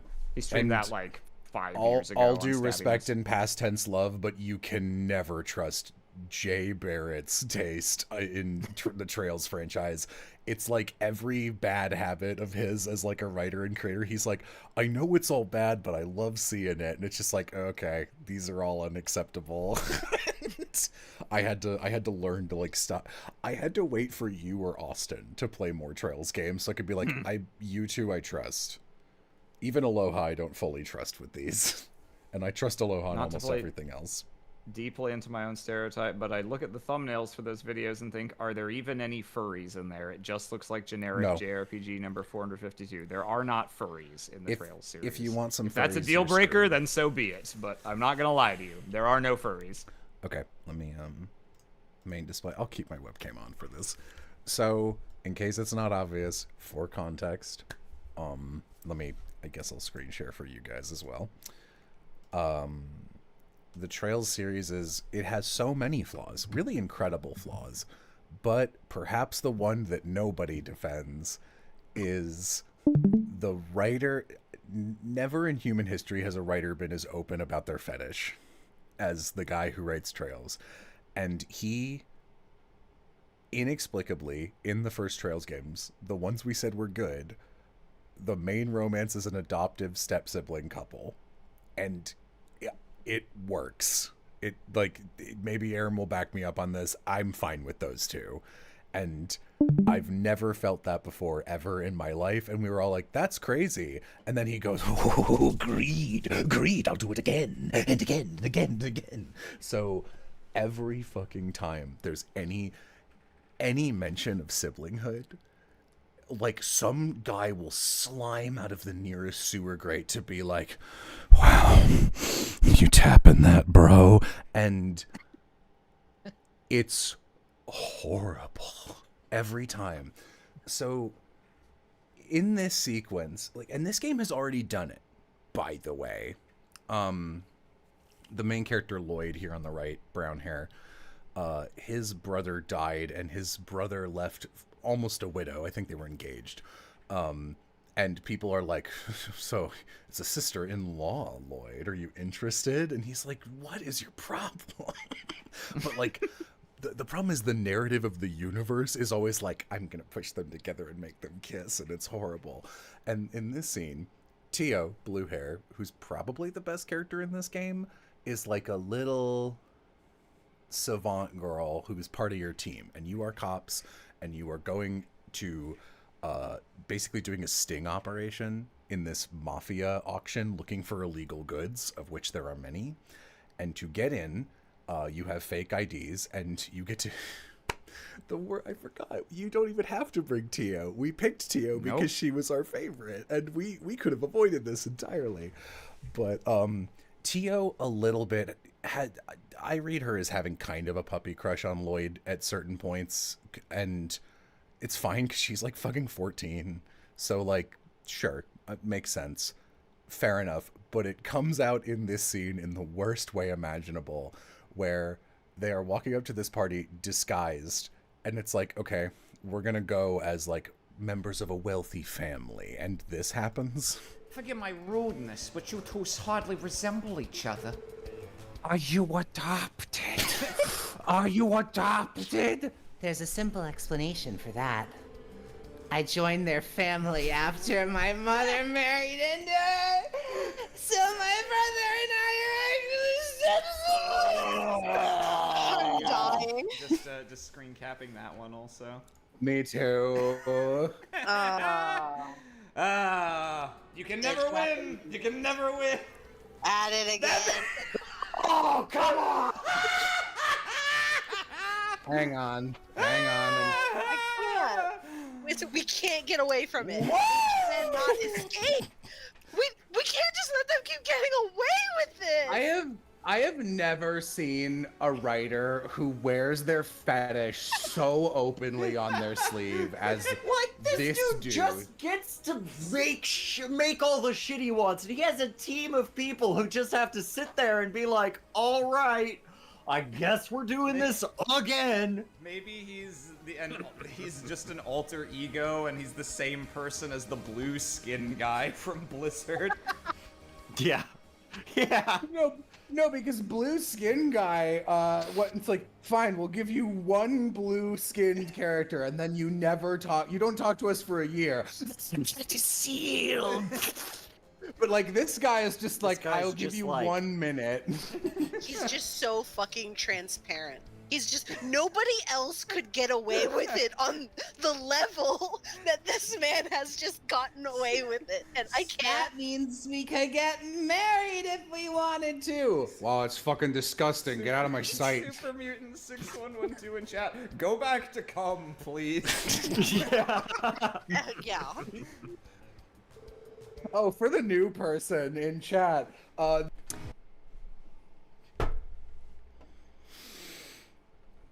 it just does that forever. Mm-hmm. You love to hate to see it. And it's like, that's far from the most egregious scene of it in the series. It's so bad. But like, that's the most you really are stretching. It's embarrassing.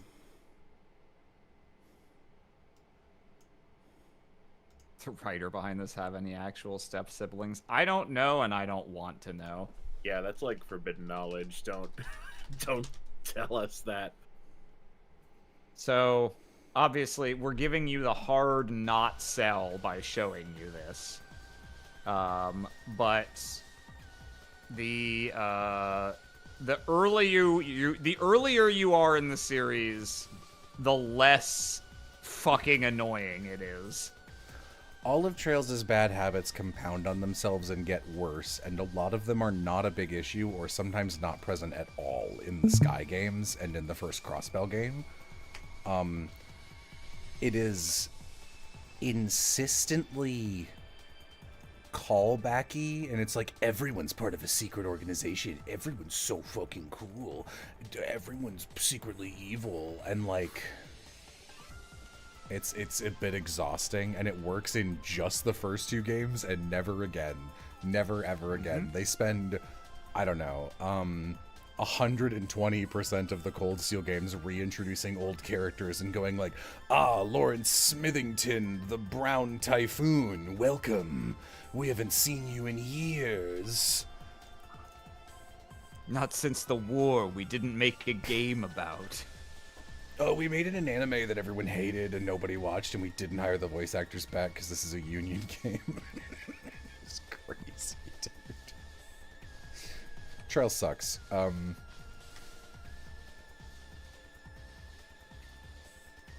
If you want to check it out... All of this being said... Go ahead.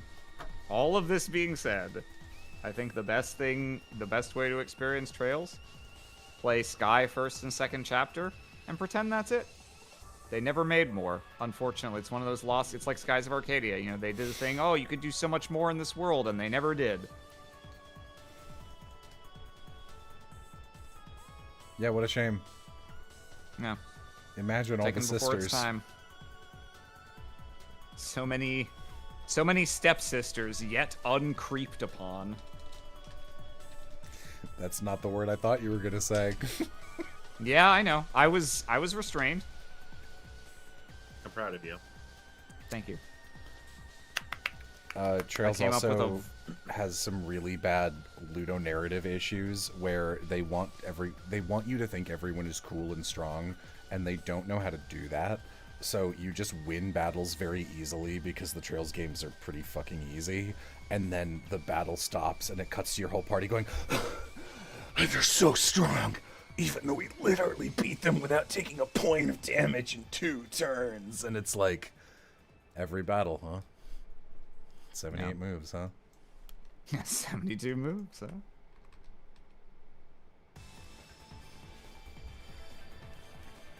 Monkey Paw, more Skies of Arcadia, but the Trails guy gets it.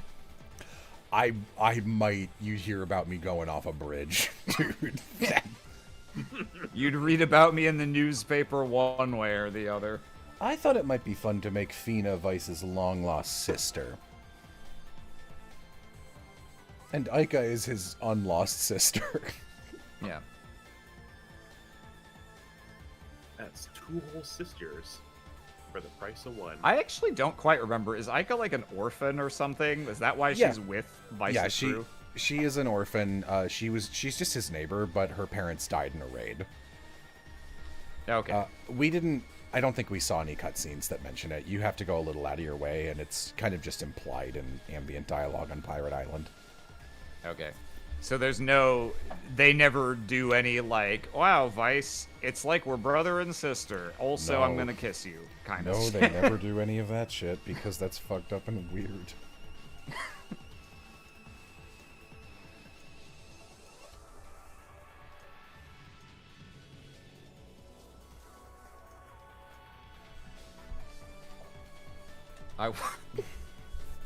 I don't know any of the context for this, and I think it's funnier that way. I watched the Gianni inflation stream, and it's the most I've ever seen a group of people hate Gianni ever.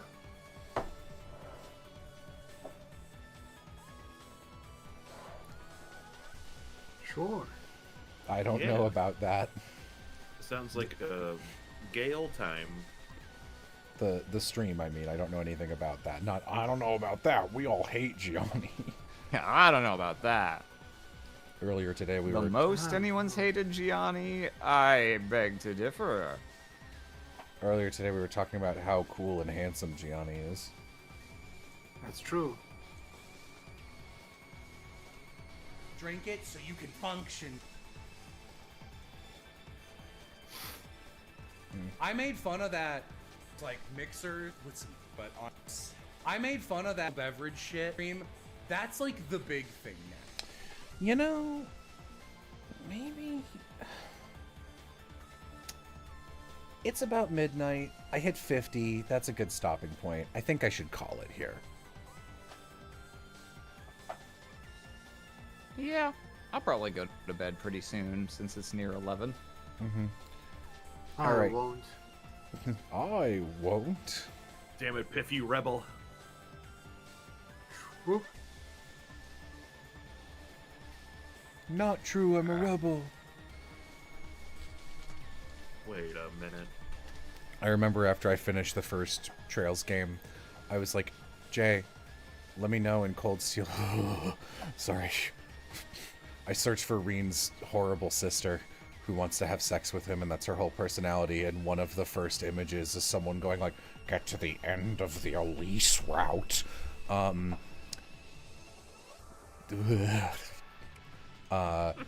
I was like, okay, I still have hope. Is the only reason this character exists, and is nothing, her entire personality is, I love my brother so much. And he's like, I'm overprotective of my sister, but inexplicably don't realize she wants my dick in her.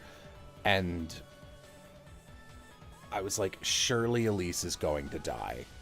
And that will be the trigger for Reen's ogre. Oh, my ogre mode. I love my Trails stib is so funny because it sounds like a lot of the shit I'm saying is just random made up bullshit, and it is not. It is explicit verbatim spoilers. And You're an ogre, my son. You're an ogre, my son. What? Man, before I sign out, do you guys want to see the jelloest character there is? The jelloest. Sure. You know her. It's the one that stands next to Elise. Oh. Yeah. Icky Phoenica. Icky Phoenica fucking rules. I love Alphine Reinhardt. She's so fucking funny. For anyone who watched our Trails playthroughs and knows Aram playing the, like, yes, I am Oliver. And he's like the weird, horny bisexual. He's like, I'm not just a horny bisexual. I'm secretly an important political figure pretending to be a horny bisexual. It's a funny joke. And then you, like, meet his sister, and it's just like, she's the same person. Yeah. She is also she's also kind of seems very bi-curious at the very least. Oh yeah, no, she for sure is. Benedict, Alphine is so great, except for the part where she's trying to play matchmaker between you and Elise, like 50% of her screen time. call this cope because that's what it is, but the way I justify that is that she hears her best friend go, "I'm in love with my brother," and she's like, okay, and then sees them and is like, well, I guess I want what's best for my friend, so I'll like okay, you know who I kind of headcanon her as? You know what relationship she has to Reed in my brain? Aram, do you remember in Supernatural Battles, when Supernatural Battles became commonplace, that one joke episode they do where it's a harem anime and there's like a little grade schooler girl character, and there's, which, trust me, this is funny, it's not like this, I'm the first person to condemn this shit, but they do a really funny thing here where it's like the grade schooler has a puppy crush on the main guy who's like a high schooler, and because all the girls in their friend group have a crush on him, and he doesn't even pick up on it because he's like, why the fuck would, obviously no. And the grade schooler's friend, who's also like in 4th grade, is like, oh, this guy's creeping on my friend, and that's like dangerous, he might be like an actual pedophile, because she talks about him a lot. And there's this series of episodes where it's like, the joke is it's presented like it's every girl's episode, except all of them independently over the course of, I think, 3 separate episodes, ask him to go on a water park date with her, so he ends up going to the same water park like 5 days in a row. And he's just like, I can't say no. Like, he doesn't pick up on any romantic stuff from any of them. He's just like, I just want them to be happy, and this is, like, everyone likes this water park. So they do this episode, and it starts out going like, little girl B is gonna protect little girl A. She's like, I'm gonna be watching out for him to be creepy, and he doesn't do anything creepy. And by the end of the episode, she's like, oh, he is actually really hot though. Like, he's like, and she also gets a puppy crush on him. Neither of them ever go anywhere, but that's what I see Alphine as, where, and I think this is a valid reading. I think there's at least one scene that like really leans into this energy, and I was like, great, I'm gonna latch onto that, where it's like, oh my god, I'm so helping you try and get with your brother or some shit, because he's really fucking hot. Let's talk about how hot your brother is, by the way, to get you with him, obviously. I mean, like, do you think he's into blondes? Because that would be competition for you. That would suck so much. But like, do you think he's into blondes? Also, like, if a princess were to swoop him up, like, yeah, that would be really tough for you, wouldn't it? Like, so that should never happen. How mad would you be on a scale of 1 to 10? Yeah, no, I don't know how much of anything else is in there, but like, I think they're pretty explicitly textual about the fact that she has, or at some point develops, a crush on Reen herself, like every female, like every woman in Trails. I watched every single, out of curiosity, I watched every single confession scene with all the options in Trails for Cold Steel 4, a game I did not and will never play. And I legit, I was like, I think Alphine and Reen have really interesting chemistry because they have this weird, like, political angle, and I think they have the sheerly most interesting ending together of any of the characters, because she's just like, I am actually so in love with you, and like, she starts crying because she's like, I can't fucking do this because Elise is still my best friend, and that's horrible of me, and also you occupy this position in our government, and we're kind of trying to like refresh the empire with me and like semi in charge, and like, we can't do this. So like, they're one of the ones that don't even kiss, and it's like a tragedy, and it's like interesting, and I was like, this is way better than all the other ones. Meanwhile, like, so it actually just straight up ends on, I love you a lot, and we can never be together, and that's the end. Yeah, and I really like it. I thought it was really cool. You know what? Respect. Meanwhile, if you date your sister, she kisses you, and then somehow I think Fees is even worse, where where like, that's, don't date Fee either way, but like, she's great, but she's also like 1 year old, and and Rena's like 1 year old. And no joke, in her, it's like, I actually paused and went because she walks up to him and literally goes, today's my 18th birthday, and I was like, oh my god, I'm gonna throw up. groomer. Dude, Cold Steel 4 is my favorite groomer simulator. it's so Anime women like their men bereft of personality and weak of character. Yeah, that's also kind of a problem with I mean, honestly, it's a problem in Crossbell too, that all the male main characters, well, not those two male main characters who are the main characters of 6+ games, are just not that they don't have personality, but like they don't have a lot at times, and the parts that are most interesting and captivating about them are not what the writers are interested in focusing on. Flashback to Trails in the Sky, you got a girl protagonist who's overflowing with personality and consistently the best character, which frankly is like quite rare of main characters in JRPGs. Estelle Bright fucking rules. She is so fucking funny and so charming and so the worst part you remember in terms of mechanics. Yeah, mechanically she's not great. Which is a shame, but it doesn't matter. You use her anyway. I think you have to, actually. But even if you didn't have to, yeah. Hey, Neoc, we're about to wrap up. We're just bitching about Trails for a little bit, but yeah, the fucking. Go here now. You do. Is Chris in Trails? Are you in Trails, Chris? I don't think so. Are you a trailer? I actually. You in the trailer park? I don't think I'm friends with anybody who's in a Trails game, actually. Uh-oh. Aram all caps period.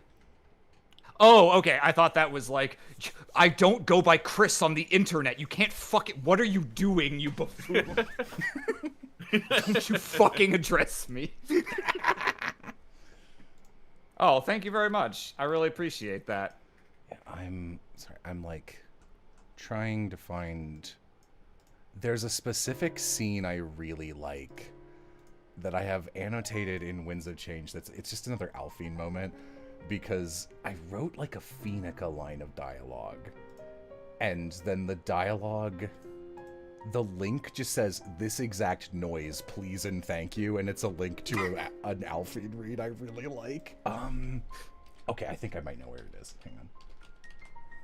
Who is Chris Neosi? This is Kerbifer. Who is Gangle's voice actress? This is Vixen VTuber. Who's Gangle? Well, Gangle's me. Everyone. He's a friend. He's a guy we know. Probably best known for voicing Reagan in Mob Psycho and doing old animations on Newgrounds. He also does a lot of fully voiced stuff if you want to watch. Hello, Amy. I will turn off the camera so you have room. And Tome, the terrain of magical expertise. Yeah, we're wrapping up stream. I'm just looking for one more thing. I'm Russian, dude. Okay, here it is. Let's see if this is still around. Yeah, got it. Okay, it is this exact noise, please and thank you. For her meeting her, for Phoenica meeting her love interest, and I guess once again I will. Oh, I'm already screen sharing, so let's change to this window instead. Ooh, there are so many wonderful potential pairings that I hardly know where to start. I think someone missed it, so I'll hit that again. This is also the date where you make the correct choice and date the one male option you can date in the end of the first game, which is so plot important it shouldn't be optional. Especially considering that Class 7 has no lack of fine gentlemen. Ooh. I just love that. I think it's a really good read. Squeaky toy. I mean, it's Cassandra Lee Morris, so she's in fucking everything and she's good. Yeah, okay. See, one of the aspects to not being able to recognize voice actors and thinking everyone's voiced by Colleen Clinkenbeard is you can drop a name like that and be like, yeah, this is X. They're in everything, and I'm like, I've literally never heard of that person. Yeah, and not because I haven't heard them. Based on what you said, I've probably heard them a million times, and I just don't know them by name. She's the narrator in Marvel Rivals. She's like Galactica or whatever. She's she's Morgana in Persona 5. She's fucking Sothis in Fire Emblem. She is in everything. But yeah. Okay.